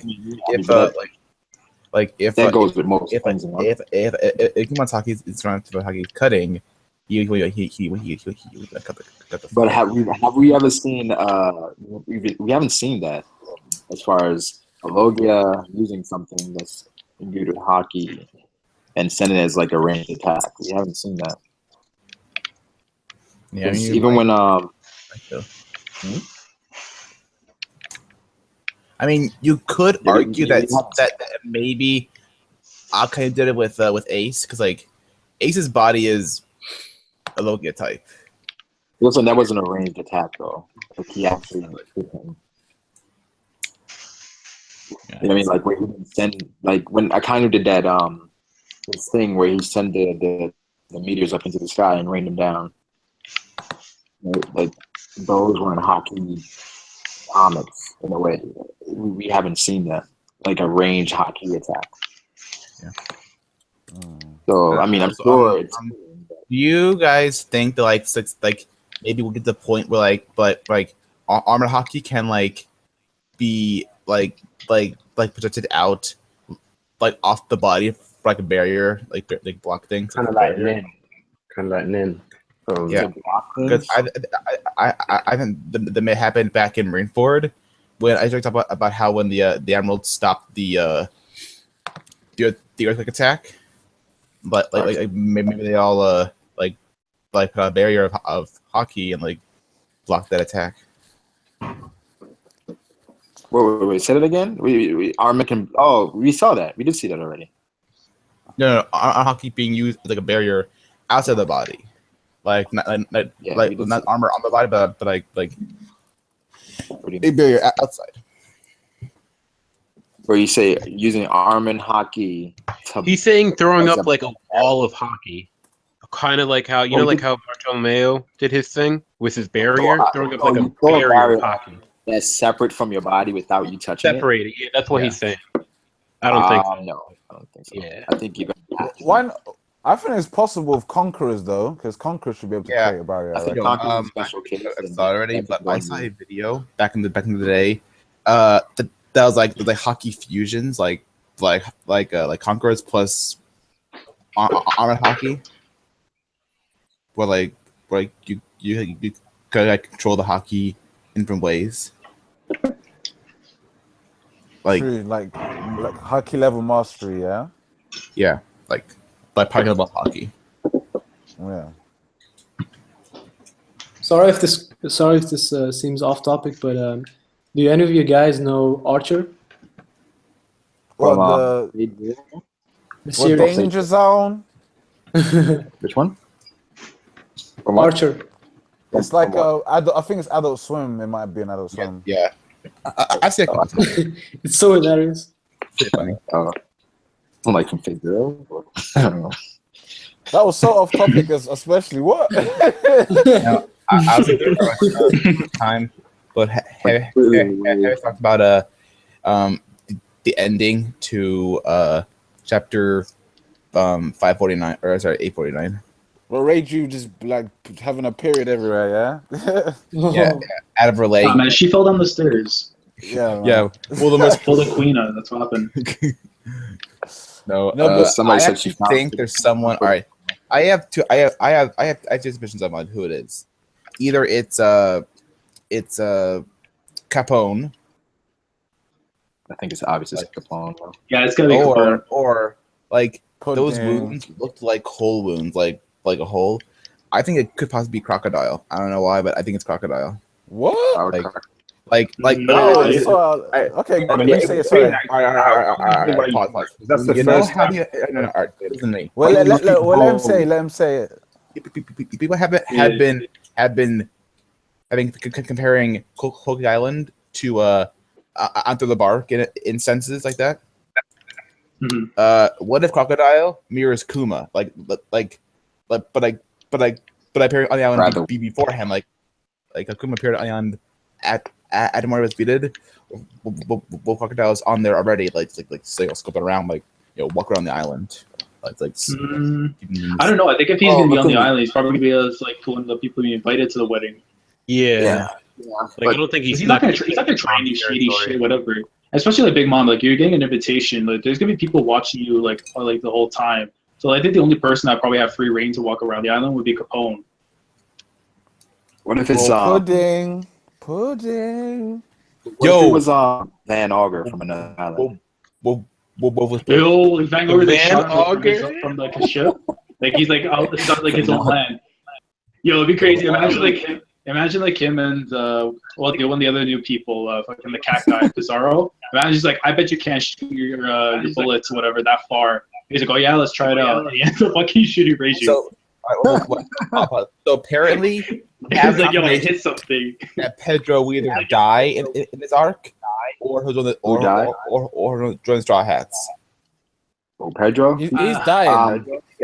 I think Pedro said in this arc, I have no in this chapter, I have no I have no plan to go back to my home island. Say that. Heroes kind of the same thing. I mean, if you think about it too, though, with Karen and Pedro, they can easily be like the lookout members for the Straw Hat crew, because we already seen like on top. So, like Pedro's perfect for that. Especially even Karen too, just because like the thing with Pedro is like he has the eyesight, so like if Karen were to jump up high and we're like see like the wide radius too, they have like everything on lock. They do. And plus, she is a I feel like she had the place. Yeah, she has strong legs. Yeah. As maybe Brooke could teach her that looking like that water running trick he has going on. With I think the thing is Pedro's far too level. He's clearly on Tamago's level, and I feel like that's somebody that the Straw Hats need around that level. Like getting somebody like Carrot is cool. They'll get Caesar, man. They have to get Caesar. Yeah. I don't want Caesar as well. I like him, but I don't know if I want him on the crew. Oh, Caesar's great. No, but he fits so well with the crew if you think about it, to be honest. Let's get a Logie on the crew. Yo, I'm not gonna lie. That would be awesome to see, but I think Baron Tomago's gonna fucking wreck Pedro because of his powers. No. I don't think so. I think Pedro's winning that fight, but like near death. No. They both lost eyes. Also, I didn't mention this, but with the Pedro and Tamago, you got with their eyes and how they're drawn. You see the difference between like losing an eye and how Zoro's eye is. Yeah. If you look at Zoro's like a scratch. It's like a scratch over his eye, and it's clearly just keeping his eyes closed. Where these guys, this one looks like really raked in, yeah. Yeah, the scar took their eye. Yeah, but listen to this. So Baron Tamago has the boil fruit, where he can boil his own body to like heat up things on his body, like his tea hat. What if his awakening could boil people's blood, like in their body, like he touched the ground or like some water and it boil up to like temperatures. So he touch Pedro, heat up boil his body, and kill him in that instant. I mean that's possible too, but then again, like Pedro's like Solid Snake, right? So he has like bombs and swords and shit that he can use, and he's good to go. Do we think also, stronger than some? We're getting a Brook versus Big Mom fight coming up, apparently. No. Or something. No, here's the thing. They're not going to fight. Brook and Big Mom, they're not going to fight. What's going to happen, and I think I said this like in the last stream, but what's going to end up happening is that Brook is going to be like writing down with those sticky notes and stuff to get the poneglyphs. And in the meantime, we're going to see like Smoothie and Big Mom trying to like attack them. And they realize like they're being negated pretty much. Because the Devil Fruit has something to do with their abilities like being a counter. And it's very possible too, like Big Mom can also say something along the lines like she might know about Brook's fruits and exactly the true powers of it. If we scale it, shouldn't Big Mom be able to knock Brook out with Conqueror's Haki? If she has it. I mean, all right. We don't really know if Conqueror's Haki affects the soul or the mind. Like if it affects the mind, either way. I think the mind, But if I think Brook may be immune to no one's immune to that. I don't think so. Like you can't overcome. If you have a weak will, pretty much like you won't stand a chance. I really think Big Mom should be able to. They say no because Shanks couldn't have knocked out Horty. Didn't they say Shanks could knock out Horty? 40? Horty Jones. Freaking Luffy's Conqueror's Haki made him like wince and feel it himself. So I think Shanks could probably knock him out easily. Yeah. I think Zoro and freaking. I'm pretty sure Zoro could have beat Horty Jones. Yeah, without the. Because not gonna lie, if you can beat a fishman like Horty underwater, where he's times 2, power with one slash. Yeah, that's pretty powerful though. Good luck, Horty. He was a monster, but I mean, it's tried to move underwater, not very fast, but having to move that fast still underwater. Damn, you might have powerful muscles. What do you mean, Horty should be able to be fine because he has the advantage being in water? There we go. Yeah, Horty should have overwhelmed Zoro, but I mean, it's Zoro, man. Yeah, Zoro's a beast, though. But I actually had a video on my channel way back about where I tried to prove that Zoro was stronger than Luffy, It to this day is my most divided video ever. Like it has like almost equal likes and dislikes, and it has. There's no way Zoro's stronger than Luffy though. Yeah. Like period. I'm Yeah, putting a period after it. Regular form, but not in his gear. There was a moment where I questioned it. Just here, what moment were you talking about? What Yeah, point in go One on. Piece? Not really a moment, pre-time but skip. the fact that like, You're in pre-time skip. post time, but like current last chapter, Luffy and Zoro, like No, not post. Post is ridiculous. No way. Look, Yeah, there's no way. Look, Zoro. But Zoro really hasn't done anything like that, like big either way, to like say that he's going to be better than Luffy or even at Luffy's level yet. Yeah, No, he gets guys, more guys. easy matchups considering his power, so you can't really rank him based on his fights recently. Yeah, Even Gear Sanji 4 gets moved harder it. matchups. Yeah, Yeah, but I Sanji think gets, goes to Sanji for gets Sanji ranked as well. against people like Dofi. That's why I don't like when people like seriously Hate on shit on Sanji, right? Sanji because I know, 'cause man. he gets like such That's ridiculous. difficult matchups, whereas Zoro gets like walks in the park. Like it's actually really unfair. Yeah.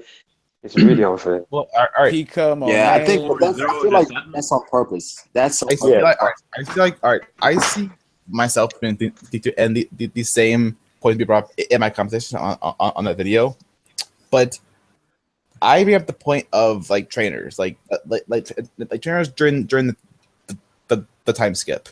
Sure, Luffy trained with the Pirate King's first mate. That's a great trainer. Like, trained no better than that.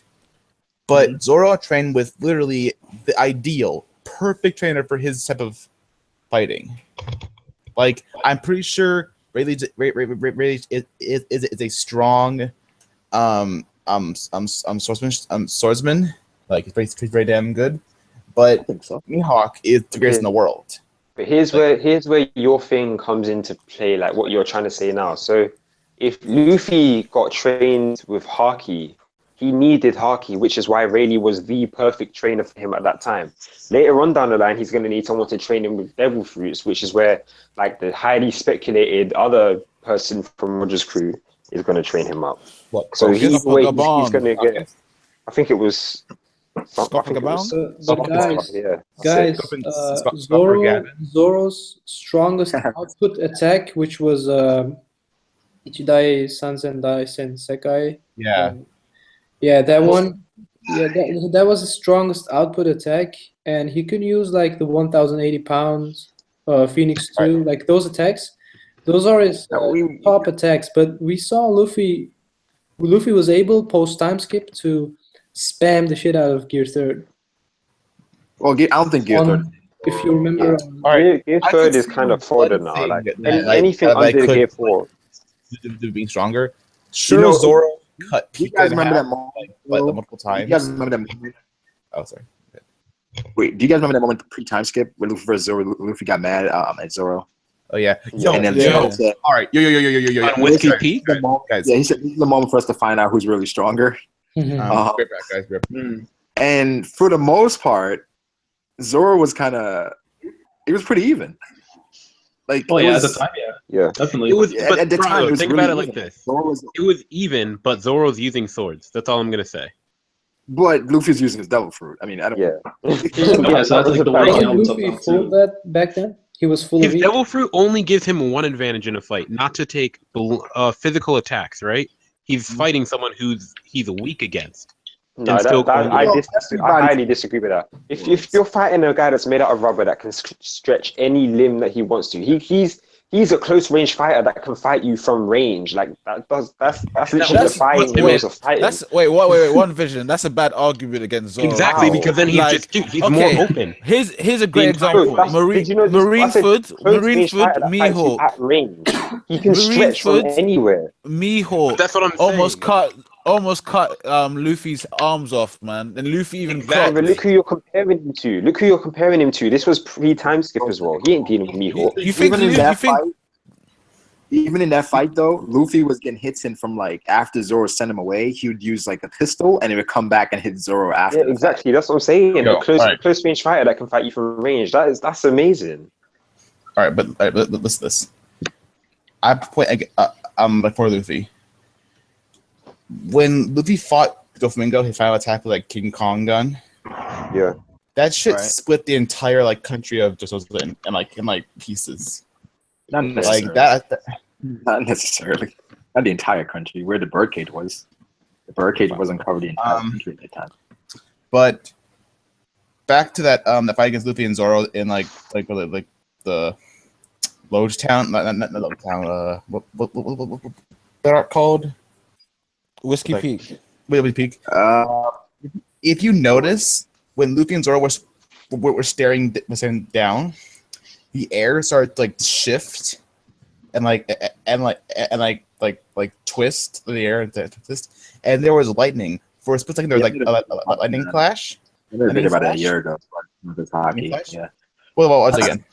Yeah. I was thinking, what if that was the first instance of Conqueror's hockey clashes, like a clash?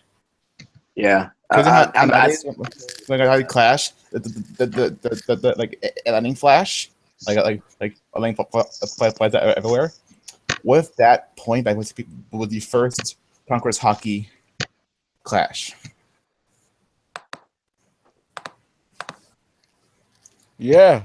I mean, I wouldn't put it past Zoro to have Conqueror's hockey. I feel like Zoro might fit in at some point. Yeah. I don't. It's What did you say, brother? All right, but back to this. Yeah, I think he definitely will. I'm pretty sure until the next arc, like Kaido versus Kaido or Wano arc, 1, 2 bullet arcs. Gear 4. I think it'd be perfect for like when Luffy isn't around. Final form for a long time. Like what did you say?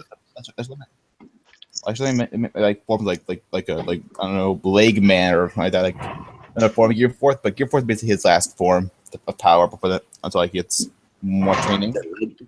Zoro hasn't even shown up his Asura yet. Yeah, so we haven't seen it since like a news lobby. So I don't think Zoro's stronger than Luffy. I'm pretty sure Gear 4 Luffy could probably beat Zoro. Like it's pretty possible. Probably. But from what I've seen so far, it seemed like pre-time skip, and I think also post-time skip was that Luffy, Zoro, and Sanji were very close, extremely close. But Luffy always had the edge of one extra power up. I think that's I think that's still the case. All right. Yeah. I think Zoro and Sanji are gonna show something. The thing is, both Zoro and Luffy had long range attacks. But Zoro had like cannons and he had that such attacks that he could launch people. Sanji had always he always had close quarters combat. Like he always kicked the more until time skip when he had the deal with Janbei, flame shoot attack. I don't know what it was called. Like shot flames people. Like if a pistol collided with with a cannon, I'm pretty sure Luffy's arm would now hit that slash attack. No. So but wait. Do you think that Zoro's cutting through Luffy's Gear 4th armament? Because I don't think that's happening. No. Well, but it depends. It all depends on hockey levels. Like if Zoro's hockey can overcome Luffy's hockey, it's possible. And also, Oda confirmed that Zoro has the stronger armored hockey between the two of them. He has the strongest armament hockey, right? But Luffy's Luffy's hockey has different properties from every other hockey. When did Oda confirm? That's actually not factual. It was stated that he have. It was stated that he have the. That's his specialty, right? That's his specialty, yeah. Not that he. What are you talking about? The armament hockey thing or the properties? Oh, okay. The armament hockey thing, yeah. That's his specialty. That doesn't mean it's stronger than Luffy. Wait, I thought it was comparing to Sanji. Is it compared to Luffy and Sanji? That is kind of laying down the picture. Like it's either Sanji and Zoro or Zoro and Luffy. They're never Luffy or Zoro or anything like that. Okay. But either way, I don't think Zoro's cutting through Luffy's the properties of his Gear 4th, the way it sort of elasticates. Even Cracker had a tough time. He dived into him and he did nothing. Did absolutely nothing. But all right. I gotta say, until we see Zoro's Ashura, like power against the Wano Shogun, which I am gonna be seeing that episode. But it's gonna happen no matter what I do say. I can't say anything about the fight. I still think Zoro's stronger, but I can see where people would say. But wait, I don't understand. I don't understand why you think Zoro's stronger, though. I really don't. Because it would make absolutely no sense to the story thing. All right, wait, let me ask this question. Like, no wait. sense. Let me ask this question. Void, do you think Zoro could have beat Rob Lucci? No way. No way. Not even that. Do you think Zoro could have beaten Dofi or Cracker? Then yeah, that's it then. Really, like if he can't beat Rob Lucci, then you can't fuck with Luffy. It's imperative. I think he's definitely pushing fights nowadays. Like, then now he's pushing him. Yeah, he's pushing him to like the final form he used, but he's not. That final push that Luffy always has, Zoro doesn't have. Yeah. Wait, are you talking about post time skip Zoro not beating Rob Lucci? No, post time skip. Yeah. I mean, in that situation, because same situation. Okay, no. I definitely don't think that he's doing that. Yeah, because Luffy's got that extra bit of burst. Like, but I heard Sabo was fighting on with Rob Lucci and yeah. Yeah, I think Lucci's gonna come back and he's gonna be really powerful. I don't know if he fights Luffy again. I want to see that. Oh, he will, Charles. I think he will. I think it's gonna be a quick spar, nothing too serious. But I think Lucci's gonna be really powerful, like extremely powerful. Because losing to Luffy like that was embarrassing. That was embarrassing losing to Luffy. And then he basically lost his life. With a friendship power up. Yeah. Hey man, hey Stebo now, don't start hating on Luffy now, my friend. But when they those two meet again, it's gonna be like, round 2, let's go. Like he's gonna say too, like ever since I lost, I had to build myself back up after that. Yeah, Luffy did. Listen, after that first Rukogen, I thought Luffy was done. All right, on the point that I feel bring up by Zoro vs Luffy is that Zoro took all of this pain from fighting Moria and didn't die. So, and I'm agree with this at all, but we're saying, the Zoro could fight Moria and still survive. Like, just going off of endurance. Some people try to argue that Luffy didn't really take too much damage because it's made out of rubber. Well, the thing is, I agree with that. Zoro didn't. How much damage? All right. No, but you're talking about endurance for fighting. So even if Zoro could still take all that damage and stuff, he isn't gonna have enough strength to fight back after. Really. Yeah. And also, Luffy took a lot more damage than what Zoro took, but because he was rubber, it kind of made it look like he didn't that much damage. So if Zoro fought Moria head on, he would take all that damage and not survive. Well, I think endurance is just one part of fighting, and then Luffy's damage has nothing to do with his output. That's just the damage he took. Yeah, it's like Zoro might have stronger durability, right? But if he's not tanking King Kong guns, the fight is kind of not even King Kong guns. If he's not tanking Gear 4 stuff, then it's over pretty much. Because I don't want to say that he'll get blitzed by Gear. I don't take it literally, but he'll get blitzed by Gear 4. If that makes any sense, like the punches are gonna come way too hard. He's not getting completely overwhelmed by Gear 4. Like no way. Not completely. I do think that he does lose. Yeah, I do think I think he can take him out within time limit. Who, Zoro? Yeah, I think he can take out if like they were fighting beforehand and then Luffy went Gear 4. I think Gear 4 is taking out Zoro within time limit. Yes, I think so. Yeah, I think so too. Yeah.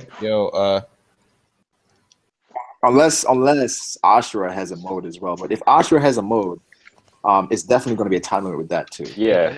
Not gonna lie, I actually could see Zoro like post Raftel Final War shit like way at the end of One Piece. I could see Zoro becoming like Mihawk and basically instead of doing a 3-sword style, having like one arm and one sword, like one in samurais, just walking around the one world. arm.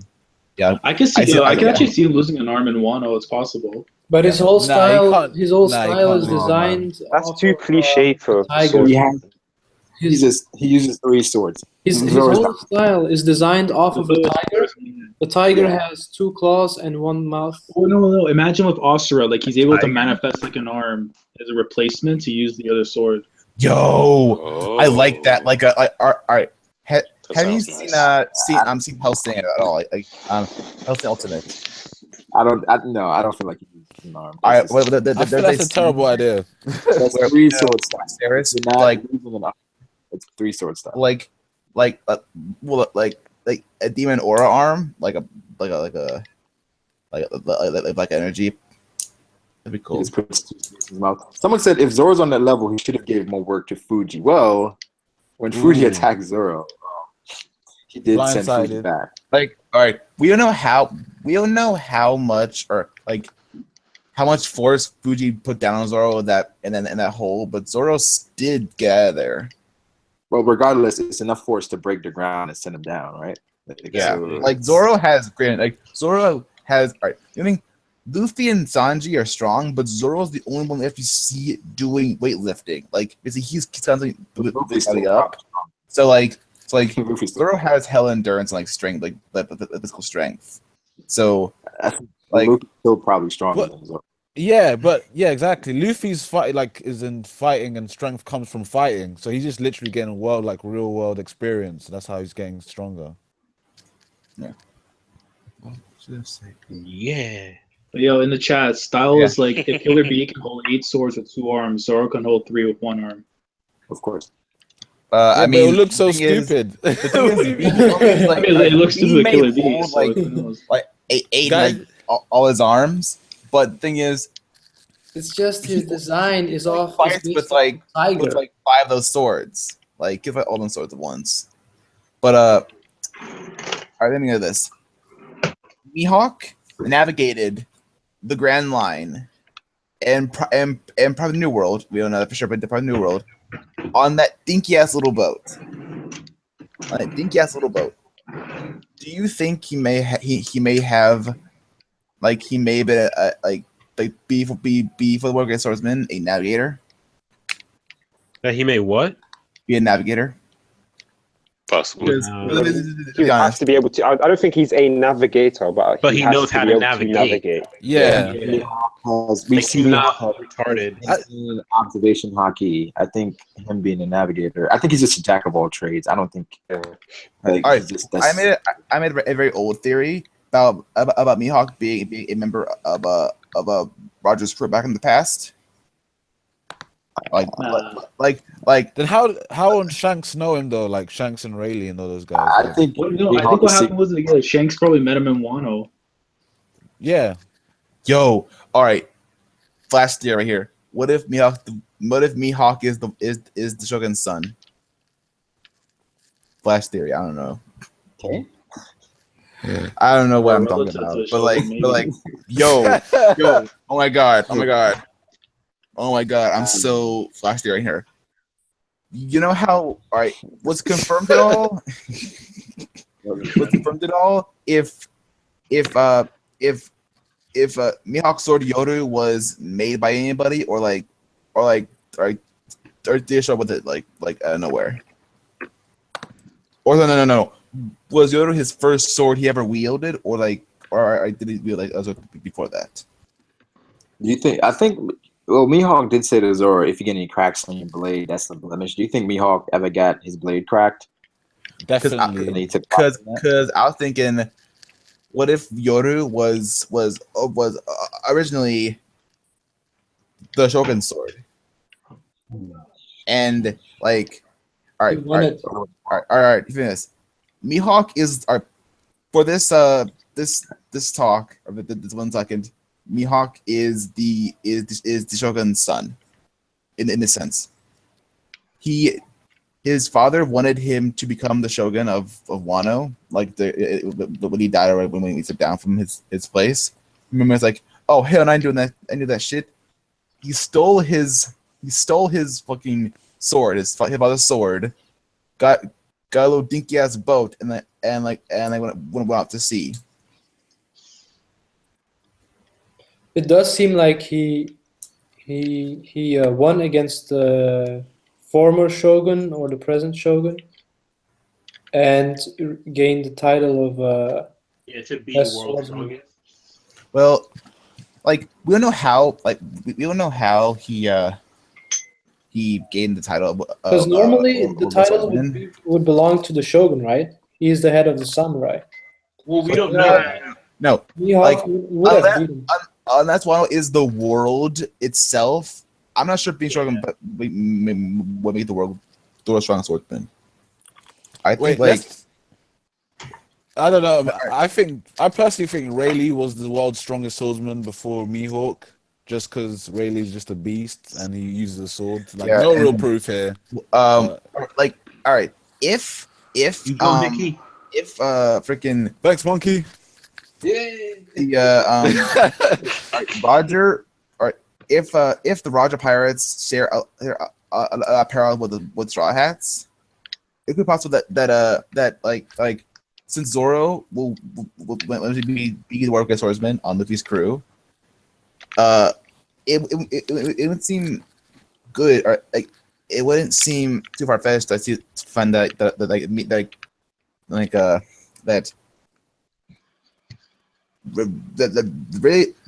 Rayleigh was the worst strongest swordsman for Mihawk, but then once Roger die, he's like, hey kid, you want my title? Go take the title. I don't care. Take it. Fucking go on with the bitches. Okay, I get what you're saying, right, but Rayleigh isn't really like the pirates of Roger Pirates know where One Piece is. But they don't care about it. They're like all laid back and all that shit. Fair enough. But what I want to change topic though. I want to ask this question. I just want to say something here. Devil like Sanji said in his childhood photo, Mihawk had a regular katana. Yeah, that's what I thought. Like you're not gonna upgrade to a giant sword, like. I thought it was a practice sword. I'm telling you, Mihawk stole his sword from his father and fled to sea. I don't think that for sure though. I think it was just one of the things he had to overcome to become the best swordsman. Not his father, I think. You know what I've noticed? You know how Buggy is like he loves treasure. Like he's greedy as fuck. Yeah. Yeah. Yeah. He obviously knows One Piece is, right? Because he was there when Roger met him there. I don't know, maybe, man. Look, One Piece. Possibly. Like Buggy, you know where it is. Go get it. Like, or possibly it's that. Or yo. Hey man. Okay. Hey, Void. I want to change the topic here to Okay, because we never answered the question of what people think Magellan level is. So back to that. Oh, no. I need some straight answers, guys. Nikki, nobody is aligned to your way of thinking. No, just say. I'm just putting out a questionnaire. Trying to get some people to sign this shit. So answer, guys. You really want Magellan to go down on the ranking, don't you? Look. Just say how strong Magellan is, guys. How strong do you think he is? That's what I'm asking. He's just below Admiral. Just below Admiral. Yeah, he's Yonko commander. Yeah, easily. Admiral. But all right. Nikki, I think you just need to give up with this argument. Yeah, you just need to give up with this argument. Magellan's OP. Nikki, let me ask you, what level do you think he's on? Fucking just above Vice Admiral, barely. No, I'm joking. That was a troll. He's like, okay. He's like between Duffy and Cracker, I think. I don't know where though. But he's not next to Admiral. No way. He's just somewhere in the Yonko commander level, ranging from Snag to Marco. So this goes back to the debate of like, what if the level 6 prisoners escaped? Like, what was he gonna do? If he's exactly. Yeah, but he got owned while he was in. Like, didn't he get owned? That's why loads of them escaped after. So they jumped him. Yeah, fucking shit. But I thought he's the warden who can stop everybody. Poison man. I think we can conclude that 1 level 6 prisoner, 2, all right, 3. But if all of them jump him with the antidote. But why would they have the antidote though? About at the very end of Impel Down, weren't they all running away, like fleeing for their very lives? No, because they wouldn't know what the antidote is. Only Shiryu would, wouldn't he? No, that's the illusion. I'm pretty sure. Like, going back to my point, weren't they all running for their lives away from Magellan at the end of Impel Down? Yes. Once he brought out the poison, the venom demon, they were all running because they knew that they couldn't touch it, or else they would die. Right? Yeah, of course. So but weren't those the lower level prisoners? No, it was everyone. It wasn't just lower level prisoners. If it was all the lower level prisoners running away, right, and the level 6 prisoners stayed in the fight, like you didn't see anyone stay to fight him. That's what I'm trying to say. Oh, okay. Everyone ran. No, but the level 6 prisoners already like they beat each other up because Blackbeard was just like doing auditions for his crew. So it's not like any of them were fighting them. Yo, all right. I don't know more thing before I leave. I think I may know why Buggy didn't go back to get One Piece.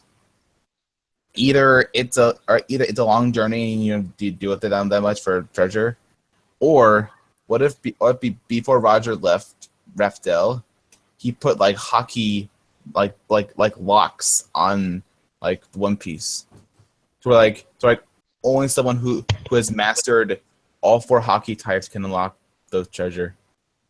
I think it's just not real treasure, and that's why Buggy doesn't care about it. Yeah. Like, Buggy wants money. That's all he wants. He wants money and gold. And if it's not money or gold, all right. I'm pretty sure even if there's no treasure, he could say, "Hey, I got One Piece," and outside the highest bidder, like even that alone will give you like the apartment. Yeah, but like I feel like Buggy does it out of respect. Like as much as like he's a troll, like at the same time, like he respects Roger. I feel like. Yeah, also, he still knows the deal. And I'm pretty sure. Also, I know that like Pushings would Buggy probably knows that the government will be like going after One Piece. So if it says, "Hey, I got One Piece," like the entire government gonna like go after him. That the entire good Marines gonna go after him to get One Piece back. And I'm sure he wants to deal with the entire government going after him. But yeah, I gotta go now, guys. Thanks for having me here. All right, man. Thanks for coming in. Take care, Void. Appreciate it. See you later. Interesting discussion. See you later. So long.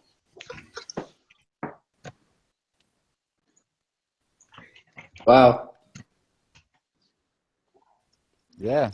I was just no hockey locks, by the way. No hockey locks. Guys, no. Maybe we can talk about the chapter now. I was rereading it.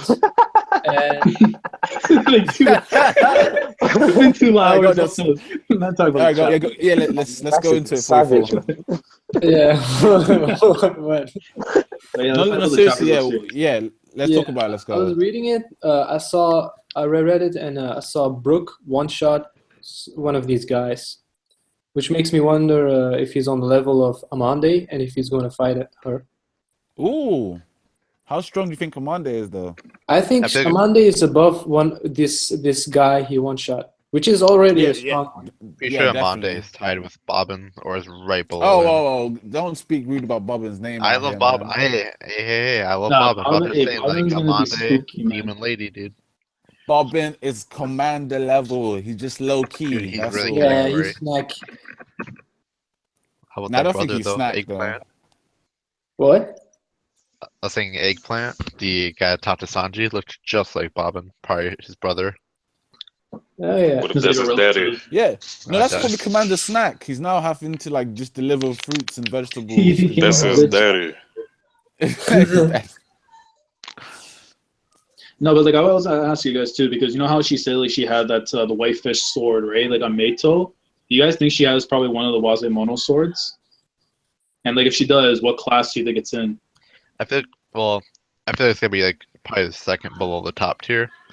Like at the same time, I feel like we need to see more of those top tier swords soon. Like I feel like Taylor Stark should have it because like if there's 12 of them, and what we only know of one so far, which is Yuru, then like I feel by the end of the series, if we're like 70% done, we should see some more soon. Especially at least in Wano. I'm sure like all the people in Wano will have them. Like Okay. I used to think Smoothie had it, but her dumbass got tricked by fucking Brooke, so she doesn't deserve it. So I don't know. She might still be able to have the one that wasn't Mono's, but yeah, she's still an idiot. Yeah. Then again, stupid people are usually the strongest. Yep, they're just so brute force like. That's why I'm so hyped for Weevil, because the guy's the biggest idiot we know right now, but he's gonna be the one with the craziest power. What if he crashes the wedding next chapter? That's gonna be interesting, right? Oh yeah, But, dude, if he crashed it, they'd kick him out. That's the whole thing there. Like, there's gonna be too many people at the wedding to like. But I think now, if you look at it now, it would actually kind of give Germa some hope as well, because it will literally like kind of even the playing field. Obviously not perfectly, because Big Mom's still a Yonko, but adding Weevil to that mix would be a bit crazy. I mean, if he could just break into her territory that easily, then that's just disgraceful.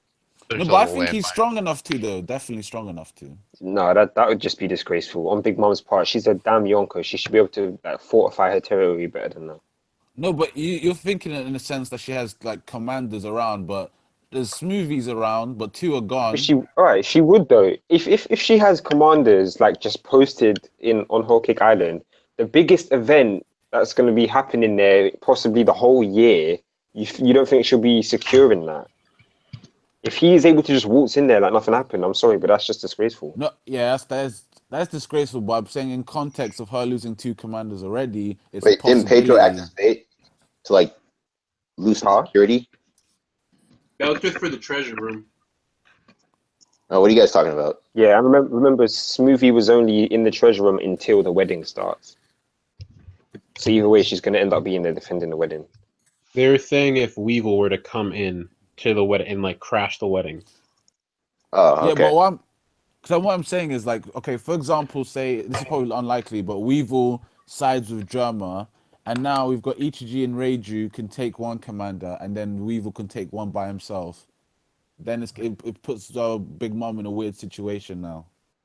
I mean, Big Mom is still there. You know what I mean? Yeah, I know she'll basically still win, but she'll be weakened though at that point. It's not like she'll be at full strength. Well, not like the only thing that'll be weakened is her pirate crew, but Big Mom herself is still a Yonko. Like she should still be able to be like, "Yo, fuck out of here!" Like you're not. You know what I mean? Yeah, in the last stream, I said if Weevil drops in, it'd be sick if he fought potato starch. Because he seems to be on his level, like on Marco, potato starch, on their level. Like, do you think we're gonna see potato starch next chapter as well? Because I think we gotta start seeing at least 1. I think so, because of the fact that we know that chapter 850 is going to be like a pretty massive chapter. We're probably going to end up seeing like if it's going to be the day of the wedding, we're probably going to see like the first few people are going to be there, and definitely we're going to have to see like probably even Snack, even Katakuri. Like it's going to be massive. So even just like character reveals and just like the story itself, something big's going to take place. So yeah, definitely I could see the next chapter. But I feel like they don't replace their commanders once they lose, though. Like, once Snack lost to Uruj, was like, that's it. No, because they said already now it's like currently 3, so they haven't like replaced it at all. They just took him out. He's still like at the level of that, but like he doesn't have the name itself anymore. Yeah, good, fair point. But we don't know how. Well, someone said, what if one of the calamities has a rat zone? I think it could be. I was the one that originally said that because I think pestilence. If we go with the, I hope it's like ancient zones though. And he's called the plague. The mythical or ancient zones. Because it's like it seems trolly, right? But like again, going back to the cracker thing, like it's how a plague, you know? Yeah, like how people would that actually be, especially if it was like an ancient type or like a mythical somehow. Like it'd be pretty great. Like if you slowly die. Like I don't know if you guys watched Bleach, but like the guy with toxins at the end of it. I forgot his name. But the guy that fights Urahara, Kisuke. Like that guy was pretty OP with poison. Oh, you mean in the manga? Yeah, in Bleach. Like, oh, you mean Askin, right? I can't remember his name. It's one of the 4 last Stern Riders. Oh yeah, that's Askin. Yeah, like he was pretty OP with his poison. So like, if you fight, because like imagine someone like let's say like Zoro, right, who's like a very very like strong physical fighter fought him, or even Luffy. Yeah. If they start, I mean, obviously Luffy counters poison, but like if they start getting poisoned, right, like you can't really counter that. Kind of You like got Magellan. Reiju on hand. You got Reiju in hand. I mean, it would be perfect though, like if Luffy somehow met him and then found him for like, or like just skirmish with him, because like Luffy's counter to poison. Yeah. What do you mean the rat? The rat rat calamity? Yeah, the rat zone was like able to use like poison, shit like that. No, but I don't know. But rat calamity sounds so fucking just stupid, man. It sounds stupid, but like if you cracker, yeah, no, dude, that's what I'm saying. Like, biscuit fruit sounded retarded. yeah, like if you were to tell me like you would choose that over many other things, I'd like you're dumb if I never saw it before. But like now you see it. Crackers over rat, definitely though. I mean, like I don't need to be looking like fucking the turtles' dad. Plus, I get like unlimited crackers whenever the fuck I want to eat. Yeah. So like, why would I want to be a rat? Like, if you're a rat, like you're fucking disease. Yeah, but the thing is, Cracker didn't know that his fruit would be that strong. You know what I mean? Yeah. Like if he knew before he got his fruit that this is the biscuit fruit, do you think he would choose that or like something like Whitebeard fruit? You know what I mean? You'd think that you'd want something more OP. Everybody jokes during the fight. He's like, "Holy shit! Thank God I picked this fruit." Yeah, but it's actually sick. Because it did say like until recent years, like food engineers have started to unlock the true potential of their fruits. So like only recently has it become OP. Wait, I'm confused. What's become OP now? Like food fruit, because they said before like they never were big thing, and like they said something along the lines of like food engineers recently made it like unlocked the true potential of these fruits. AKA like we never knew how to make these soldiers until recently because we didn't really think about how to do it. Oh, okay, I see. Like, because like if like let's say if Sanji got like a fruit or like a food type of devil fruit, right? He would be able to do a lot more with it than someone like Zoro because like he knows. Yeah. The ins and outs and all that. Yeah. Okay. All right. Interesting. Seems like Vegapunk always has the brightest ideas, but the least potential to fulfill them. Because Frankie noted that he tried to fuse devil fruits with weapons, and but he was successful though. Like Spanman's got fucking elephant sword. Yeah, but I feel like Kinemon has already has also a weapon with devil fruit. Could be. I think honestly, because like if you remember in Wano, we had someone called of the Wind, which was Zoro's like zombie, which could be foreshadowed to Zoro being Zoro of the Wind eventually. But and then Zoro also said that he wanted a sword that could cut fire and shit like that. But like I think it's just like they learned how to do this. Kind of like in Naruto, like we didn't really have nature types until way later.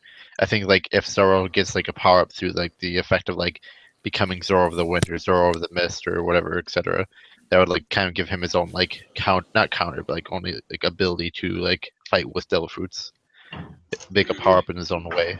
And also, if Kinemon is already this strong, then how strong would the Shogun? Like it's crazy. Wano. Oh, yeah, Shogun should be ridiculous. Like personally, I don't think Zoro should even have a chance of beating the Shogun even after 2 years. Wano must have so many strong characters. Like exactly. That'll be his first loss. Yeah. But at the same time, it's so hard because, like, especially with the promise and stuff from back then, it's like if Zoro were to lose afterwards, right? That promise would hold like almost no meaning afterwards. Like, I could see something along the lines like he'd probably be like near death if anything, but like, of course, he's probably gonna have to train. Like, he could probably have a first encounter with the Shogun. They'll be fighting him, and then he realizes, shit, I can't be able to hold my own against him. So it's not like a loss, but it kind of like cut the fight in between. I mean, that's a loss, man. If you can't win, that's a loss, right? Yeah, but if you don't go down, I feel like it's going to be something like with Andres Rosa. We cut off from Sanji and the ship, but it seems like they just managed to pull through. You know what I mean? Like they didn't like Sanji. We didn't miss a fight. They just got through. They survived. Wait, what are you talking about? Sorry, I spaced out. Like we thought Sanji was gonna take on everyone on the ship, but it seemed like he just evaded some cannons, pushed back some of them, and then. Yeah. Yeah. I mean, that's like I know we all talk about like Capone and shit like that, but like I personally think it'd be stupid if Sanji somehow beat him by himself, because this is supposed to be another supernova. Yeah, exactly. Yeah. No, No, but if Zoro did it like a bit better, but like, yeah. no, Like the only but I person that feel would make like so much sense if you were to be like Killer. That's like the only thing too, because like it's like almost like Zoro and him. So it's like the only person logically he can be. no, but don't you guys think like I actually think that Sanji's just wasn't a supernova just because they like I they mean, couldn't like fit 13 That too, he people. didn't do But- anything that big to earn like the bounty like Zoro already had. Then, like, if you look Right. at the, like, for instance, when you Rouge and stuff, I think it was them that commented, like, how is this guy, like, not the captain? Like, Yeah, exactly. on, Even like Chopper. Scratchman and Pooh too, back at No, like but Saboti, that he doesn't was, like, count, oh, like, though. this guy's an actual beast. But, like, my thing is, that, like we literally never, every straw hat in the monster trio would have done the exact same thing Zoro would have done in that but situation. he's had that said to him multiple times on Dressrosa. I'm pretty sure Kinemon them said something like that, like, you know, this guy, like, how do you have that strong of a guy and he's not even the captain? Like, that says a lot about the captain. I don't know why, but Oda loves giving so much shine to Zoro and give none to Zoro is the Sanji. best. Zoro's the best. Yeah. The best. Just like Sanji's, oh man. Let's be honest, God Usopp's got a higher bounty. I'm just saying. Yeah. Well, that's just some jammy bullshit kind of thing. It's not bullshit. It's canon. It's facts. At the end of the story, he is going to be just as, if not stronger than Sanji. This guy's trolling. All right, DGK. I'm not trolling. No, I'm really not. Nah, man, that's I'm not fine. trolling. Just No, I'm like not. for real. Go Usopp's look number up, 3 in the ship, guys. It's in the manga, man. look up a show called Mar, M-A-R. Stop! There's a guy called Jack. Super garbage at the beginning. Gets wrecked by everyone. And the series, he's the number 2. And he literally fights just like Usopp. He fights with plants, uses a shovel. And like his dad was literally one of the best, aka Yasa. Or even if they haven't seen Mar, have you guys seen? You guys all remember Zatch Bell? You guys remember Zatch Bell? I've heard of it and never seen it. Oh, wait, Zatch Bell? Yeah, like I've seen like growing up where I was from, like I was seeing on TV and stuff, but like usually you know how it's like 10 episodes and stuff. I would never be able to watch it. Does anyone know enough about it where I could just make a quick comparison? No. A quick reference, but how far into the series? I mean, it's pretty far. Like you'd forget about it. No, I would I not. like to. Yeah, They have it on Crunchyroll up until like episode. No. Like someone it's so told me the far. same thing about Game of Thrones. And then they kept on going in the manga. It's like final arcs type stuff. all I'm saying is like there's a lot of similarities with a lot of Usopp's shows. number 3. That's what we're saying.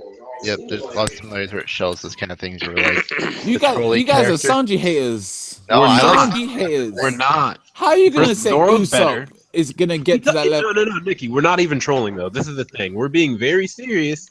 Like at end of series, like dude, here, think about it this way too. Look at like their dreams and what they want to do. Sanji's goal is just to find all blue. Usopp's goal is to be a brave warrior. Like he wants to actually be good and get stronger and fight. You know what I mean? Like, so does Sanji though. It's just not his dream because he's no, not a coward. that's what I'm saying. It's not his dream. Oda already stated Usopp will always be the weakest. Exactly. Yeah, exactly. Like when the creator says it, man, it's fucking set in stone, my friend. Also, Sanji. Sanji, he probably fights Kizaru. Who's Usopp gonna fight? Exactly. Dude, Kizaru, anyone he wants. Yep. But he's gonna fight Buggy at the end, and Buggy. For biggest troll, troll king. But for real, like it to me, it seems like it goes for Shanks' crew. Goes Shanks, Ben Beckman, then Yasop, then Lucky Roo. Obviously, that's up for debate because we haven't really got confirmation. But like, there are times where we get seen that stuff, and it's always Yasop enters right after Ben Beckman on the ship or off the ship. That's kind of like subtle hints. Dude, and Shanks literally went out to recruit Yasop. The only person he recruited. And actually, Ben Beckman as got far as we raped. know. Like Kizaru, when Kizaru saw Ben Beckman, he stopped what he's doing. That says some shit, basically. Oh, I know, but like they say shit about Lucky Roo. I'm just saying. Lucky Roo was even there. Lucky though. Roo's a It was monster, Ben Beckman. man.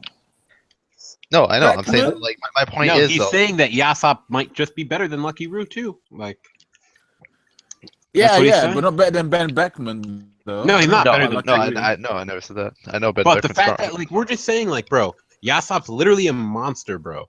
Like, yeah, literally best sniper in the world. That's all I'm saying. Like Shanks had to go out and recruit this guy. You know what I mean? Yeah. And I have this Usopp's thing. his son. Like for example, you know how like at the war arc they're saying how like they have to kill Luffy now because like he's Garp's grandson, Dragon's son. Like one thing about One Piece, they have like that lineage factor thing. You know what I mean? Like if your dad's OP, you're gonna be OP. When they find out about Sanji, they're gonna be like, "Oh shit, this guy's gonna be some trouble." So, like, I mean, look at Judge though. Like, we can. Judge is kind of trash compared to Oh no, he's not. Judge is no, trash. but the name of Judge, the name of Judge is trash compared. Dude, if Judge fighting someone like Germa, no, I'm not saying he's not. I'm saying I think he's trash. I'm saying the name of Germa is enough. No, but the name of Germa is enough. Like. That's German as a whole, saying. Exactly, we're talking about one person, like just your family line. Only. Like if Usopp were to fight, Judge, dude, I'm sorry, but I do not. It's not even close, bro. He wouldn't even bring out a sniper. Yep, he'd be like, no fisticuffs. We haven't even seen this man fight, bro. That's not Usopp's the truth, though, man. How do we know that?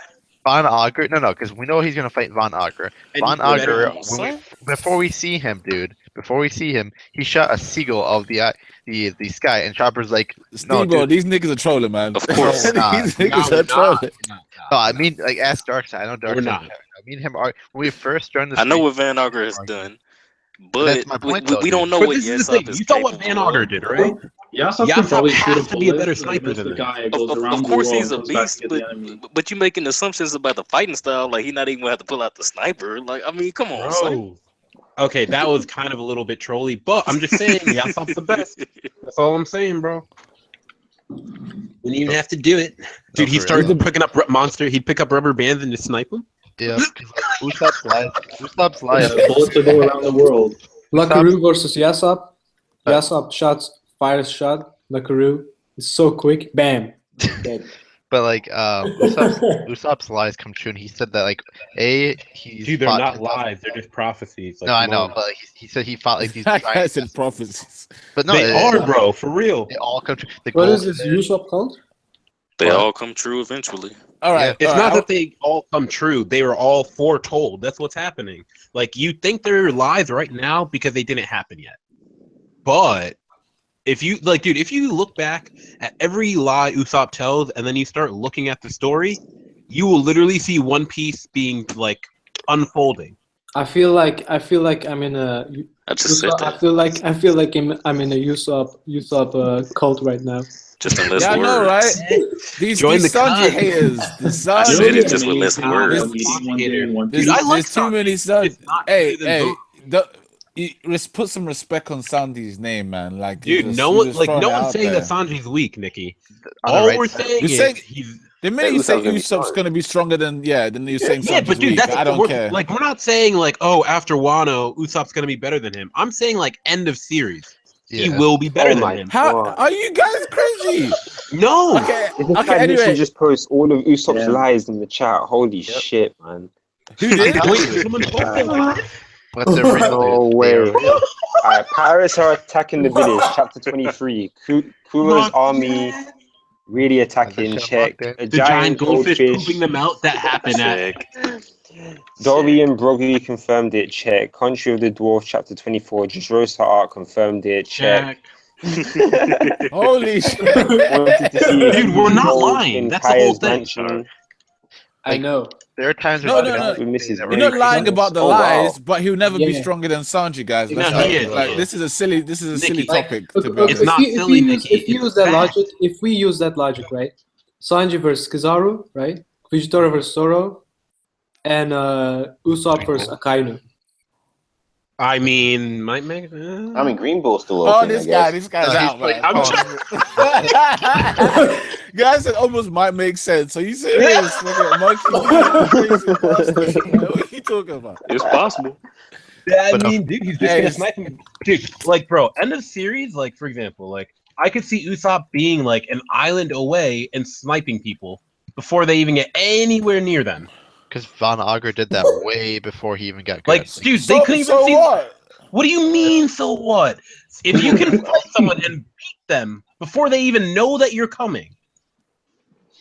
Yeah, but seriously, so what though? No, what do you mean? You already lost Nicky, you're before you bugging. even saw them. Nicky, you're bugging. That's what we're trying to say. No, that's not a so I'm what talking. moment. No, That's no, not a so what moment. I'm talking about in comparison to Sanji. I mean, like, it's not like Sanji's not gonna notice with his good observation. Okay. Oh, no. Yeah, that only good observation. Like people like Enel, that wouldn't really affect them because if they can sense that coming from a mile away. Yeah, and Enel has observation. Literally. Another way to put it too would be like, look at before Dressrosa, right? How many people literally hated on Usopp? There are people that Everyone hated Usopp, saying he's the weakest. I did as well. I hate him. God Usopp this, God Usopp that.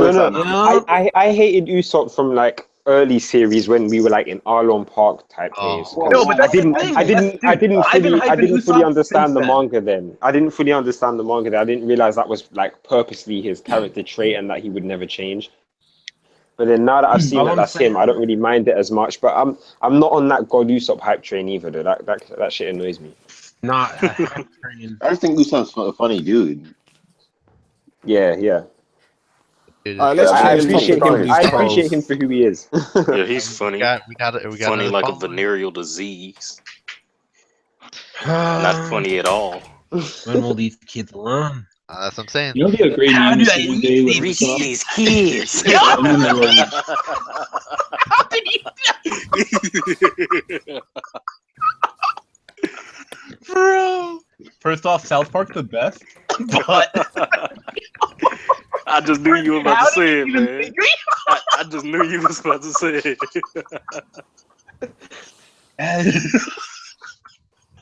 Also, I'll say one last thing because I already said before, but like Usopp is gonna fight, I think, Buggy, or at least he's gonna fight and he's gonna beat the. So you think Buggy is above Kizaru? What happened? No, I'm half trolling, but like for real though, we don't even know. That's the saddest part. Like for instance, Buggy above Kizaru confirmed. Kizaru's super fast, right, and everything. But like, I always think, what if? Because this is canon. Like, what if Silver Fox Foxy comes and helps? Slows him, Yep. Slows him down. Yeah. It'd be trolling, but it'd be like it would make sense. That would be how it works. Yeah. Yep. It's stuff like that that's like it's trolling, but like it could happen. But like I was gonna say is like I feel like Usopp's gonna eventually become like the Giant King on Elbaf because he is 4 plus. He has 4 plus giants waiting for him right now. Yeah. Plus Hart and them, so like 10 actually giants waiting for him on Elbaf to be the king. Yeah. Like when he gets there. How can he be a giant king if he's not a giant? Because he's gonna beat them. Like giants go by strength, you know. I mean, you're trying to laugh. Listen down for the gospel. Sorry. But that's it. It's happening. Oh my days, man! You guys are wilding, man. Nah, you can think it. But, here. Just remember this. Remember that this happened. You guys are saying we don't know what we're saying, right? When One Piece ends and Usopp's the best, just remember. So we'll be back here in 10 years. Title this video: Buggy above Kizaru. I'll do that after the stream. Why is Usopp above Sanji but not Zoro? Ooh, no. Because Zoro is the Zoro's best. the best. Because Zoro is above Luffy. Remember? He's not above Luffy. You sound like a hype beast. Zoro would do it. You know what I mean? Zoro also like Usopp always respects Zoro. He's like, if anyone's gonna save us, it's Zoro. Yeah. No, exactly. Like he's like Zoro, like we need you. Zoro's like, Zoro's right next to him, literally. No, it's not that. It's because dude, it's right. It's just a hype thing. If Zoro was here, do you think he's letting Sanji back onto the crew, or do you think he'll make him apologize as well? Ooh, that's a good one. Ooh, that's interesting. I was thinking about that too, like how that. What happened? If Zoro knows the situation, if Zoro knows the entire situation, I think Zoro would know what's going on. Then I don't think he would. Yeah, but that the way he beat up Luffy, that was disrespectful. No matter how. At the end of the day, it kind of comes down to like he told people. Like, I forgot that happens again. Like. Yeah, but he didn't like. Devil Lake, you were gonna say something. But he did though. He didn't trust him enough to help him. Is how I say it. Wait, Devil Lake. Would you trust Luffy with your life? I would. Yes, for that long. He's proved himself. He's proved himself time and time again that he saved everyone. He literally went to war against the government to save Robin, man. That's some real shit right there. This isn't about against the government to save his brother. Twice, yeah. Yeah, but he failed. No, Dude, that's stop. Ace's fault. He actually rescued him. Stop all that. He actually rescued him, but Ace is a dickhead. So what do you mean to do? Devil Lake, you were gonna say something? Yeah, I don't remember what it was. Yeah, see, look, Darkseid just said something. If Zoro was there, he would leave the crew if Sanji joins back. Because he said No, that he he'd leave the wouldn't. crew Because no, it's true. Nah. He did say that he would leave the crew if Luffy ever lets anyone disrespect him, and that is true. No, last time, remember when Bellamy disrespected them, but he's not part of their crew. No, he's not part of their crew. He's saying anyone below Luffy in crew cannot be doing that to their captain. Like Zoro saying, I'm not gonna be under somebody like that, you know?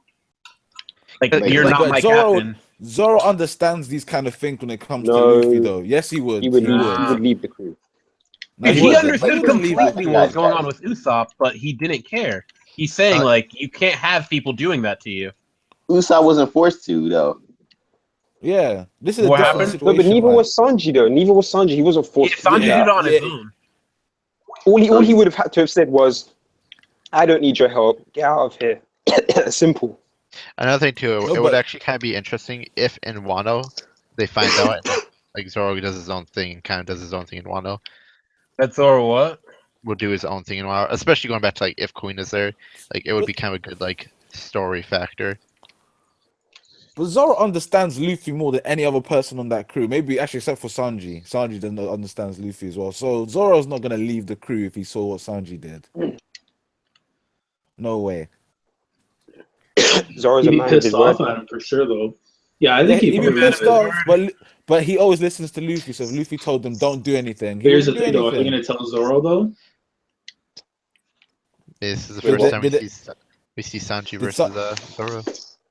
Did Sanji ever tell Zoro? Especially after Sanji tried kicking him in the face and shit. Nah, if he saw Sanji trying to like really fuck with him, like Luffy, he'd just be like, "Nah, that's not flying." No, but especially after the fight that Luffy just got out of, and Sanji just beat the shit out of him. Like that wasn't funny.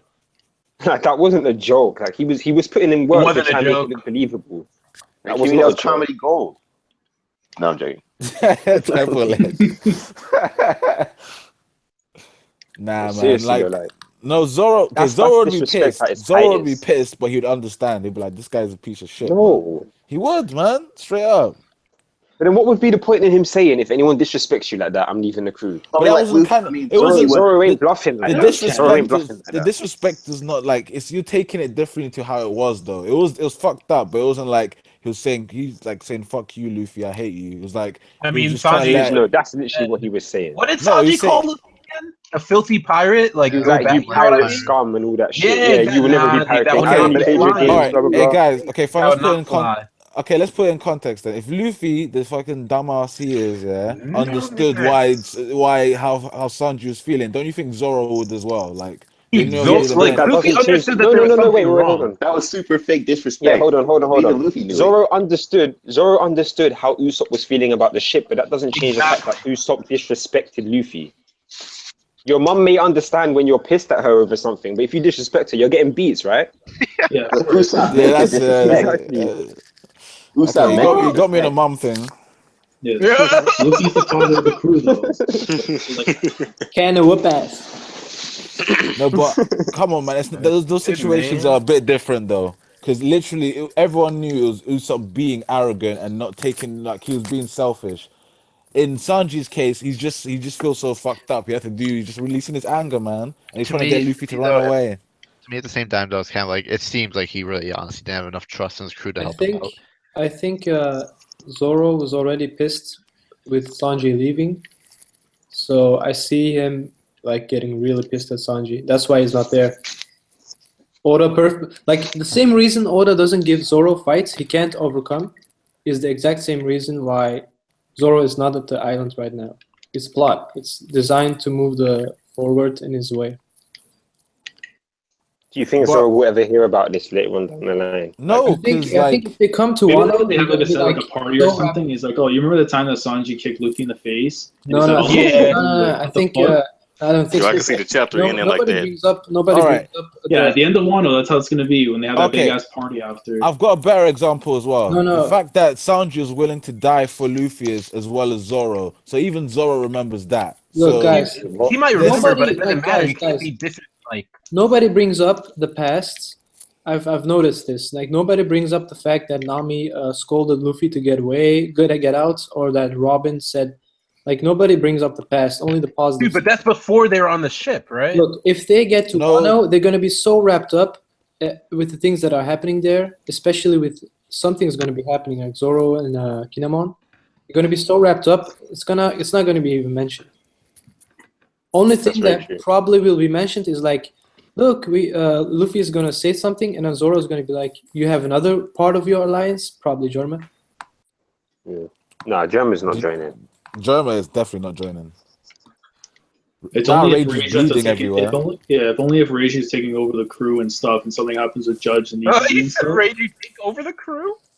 Yeah, because there's a thing. Yeah, it'd be possible. Yeah. For German, I think so. You don't think Judge and Ichiji and them are going to be taking down this arc? They're gonna have to be, man. Yeah, I agree with Lazaro. Yeah. Because then afterwards, what's going to end up happening to Reiju after? She's not going to be held captive or killed. Like, look how everything's going right now. Judge is talking so much shit in Big Mom's house, acting like essentially she hasn't got spies. Yeah, they're fucked. The minute they see the Judge said what he said, they're screwed.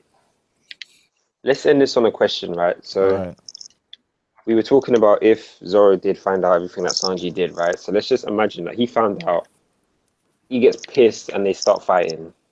Zoro versus Sanji, who wins and why? It's not gonna happen. It's not gonna go either way. It's not gonna happen. I'll say this: Zoro barely wins, but I don't think he'll kill Sanji. Zoro wins. He won't kill him, but he wins. Yeah, but is Zoro going to use his swords? He's going to punch the shit out of him. Nah, he's using swords. Like, they're using their full techniques, like everything they've got on them. Everything they've got on them, who wins? Look, first, I have two things to say. First, he even knows he's about to be a fanboy. Yeah. Sorry, 44. Let me not interrupt you. No. That's what I'm saying, because you weren't talking. Yeah. Go 44. Go 44. Go. No, Nikki, you say first. All right, thank you, 44, and fuck you, Monkey D. We're friends. Stop it. Okay, so basically, I just put in the same situation as like I always have a debate with a Zoro fanboy, not you guys, Monkey D, but another guy called fucking Johnny Beck or some shit. So I always debate with that guy. I said Akainu and Okiji is that exact same situation for me for Sanji and Zoro. So Akainu pulls out the win barely. But they're not gonna walk away without having no scars, you know what I mean? They're gonna both be heavily injured, kind of thing. That's an example. Before I give my answer, I just want to ask y'all ever seen that Mobile Strike commercial with the old girl with the shorts on? What to do with this? She's nice, bro. She real nice. Check it out, but what the fuck? I got feelings for her. Shit. Anything to do with One Piece. But here's my answer. I think it could go either way. I think it'll be like really extreme difficulty for either side. But I think it goes either way, and I wouldn't be surprised if it would end in a tie if Oda does actually take his time drawing out the fight. Yeah, tie is possible. Yeah, Sanji and Zoro. Yeah, tie is possible. I can agree to that. Because remember, this is going to be post like the Big Mom arc. What's it called? Post Whole Cake. Yeah. So that means if Sanji does get a power up, that does factor into it. I was going to say that actually. Yeah, but we haven't seen Zoro do anything. That's all I'm saying. Like, for example, when he brings out Ashura again, you know what I mean? Do you think it's going to be stronger or? Yeah, of course. It can't be the same as his pre-time skip Ashura. That would be the point of the time skip then. We haven't even seen Sanji use his full potential like since the post-time skip either, though. That's what this arc's for going to be. Yeah, exactly. I already said my say on the whole situation that is going to go down probably. That it's probably not even going to be mentioned, and that it has a purpose. But if they were to fight after Whole Cake, and Sanji has his exoskeleton plus another power up, and Zoro just fights in his normal form, I see Sanji winning. But if Zoro uses Ashura, and Sanji uses this power up, it may be a close fight. But I think Zoro is gonna have his hands full with the Shogun, and he's probably gonna learn to control that element he wants. You know what I mean? The element on his sword. Okay, I see. But actually, if you're saying post Big Mom, I mean the whole cake arc, I'll have to give it to Sanji because then he would be a step ahead of Zoro. So, yeah. And Zoro is probably gonna power up in the Wano, but yeah, exactly. maybe something to do with his swords. But what do you he's guys probably gonna think? learn how to Actually, cut fire. what do you guys think his element is gonna be? Fire. Well, it'd be interesting. So two things. It's first of all, again, we're going back to the zombie and thriller bark. He was called, you know, something of the wind, right? So that could be something. But also, like, if you look at what Ashura's move's called, it's called One Silver Mist. So, like, you know, mist as an illusion. Maybe like that's his like techniques that he doesn't even know about, like his nature type or whatever you want to call it. It could be mist. I always thought it was gonna be void, to be honest, though, just because like it's green, like Mihawk. But it could be because you know how his like aura for his hockey is purple. It could be mist. Shiryu of the Mist was also Mist. Yeah. It was Shiryu's rain. Oh, rain. Shiryu's rain. Rain versus Mist. I see the fight like that. That's kind of. Do you remember the rain? So on that note, does that sound flat, y'all? Wait, does no one else have an opinion on this then? What about the Zoro versus Sanji thing? Yeah, because I feel like everyone's gonna say something. Yeah, I think so. I think Zoro takes it. Takes it at extremely high difficulty. Even if it's high, like he still wins every time. Even if it's high difficulty, not every time. He wins most of the time. Seriously? He win like one more every like time, each man. time. No, not every time. Come on now. Every time, but yeah. Every time. All right, wait, Nikki. When did he lose? Who? Zoro. What to who? Oh, we're Who trying to talking say. about? He lost to the Yeti Cool When brothers. did Zoro lose? What to what? Okay. Oh, he lost to what? Mihawk. He lost to. Yeah, no, ignore that Mihawk thing. That's gone now. You can't be using that. Okay. So aside from Mihawk. All right, fine then. Yeah, like what Stebo said. Kizaru, Kuma, Eneru. Okay. And one thing, Eneru, he got owned by Eneru. Yeah, dude, but that's completely like bro.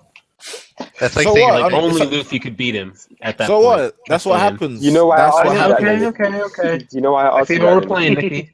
Okay, let me guess. Because I said that Sanji might win some fights, right? No, because you were like, oh no, he doesn't win all the time. But yeah, when I asked you, you had to wait for everyone else to answer before you could answer. No, I was thinking of when he lost though, because he barely gets any like hard opponents. Let's be fair here. Yeah, it is true. His matchups compared to Sanji aren't fair at all. And I know Sanji gets matched up against people that he gotta lose to. Like yeah, Brago was arguably stronger than both of them, and he was injured fighting him. He got messed up with Doflamingo. It took a tag team to take him down. He got matched up against his daddy, and he didn't feel like killing one of those soldiers. So I mean, he's just it's just bad matchups for Sanji. Yeah, you could have just jumped over the fodder, dude. But I mean, okay. All right, but on that note, we'll just leave it there. So yeah, thank you guys for watching the stream. Like it if you did, and subscribe if you haven't already, because we do these streams like this pretty often. Yeah, this is Outer Haven. Peace. We'll see you know what I think the next stream should be about? I think the next stream should be about Devil Fruit potential. I still want to. Okay. Yeah, I still want to say something about this chapter.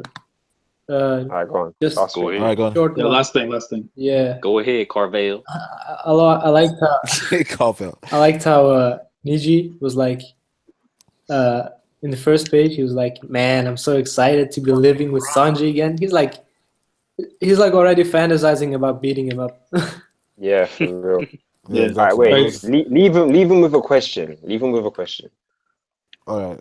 Did Boa Hancock do it? Because she. Do you believe that Worm Dog is the culprit? Do you believe? Ooh. Wait, hold on, wait. What was that question that you guys were talking about? Boa Hancock versus who? I said Boa Hancock.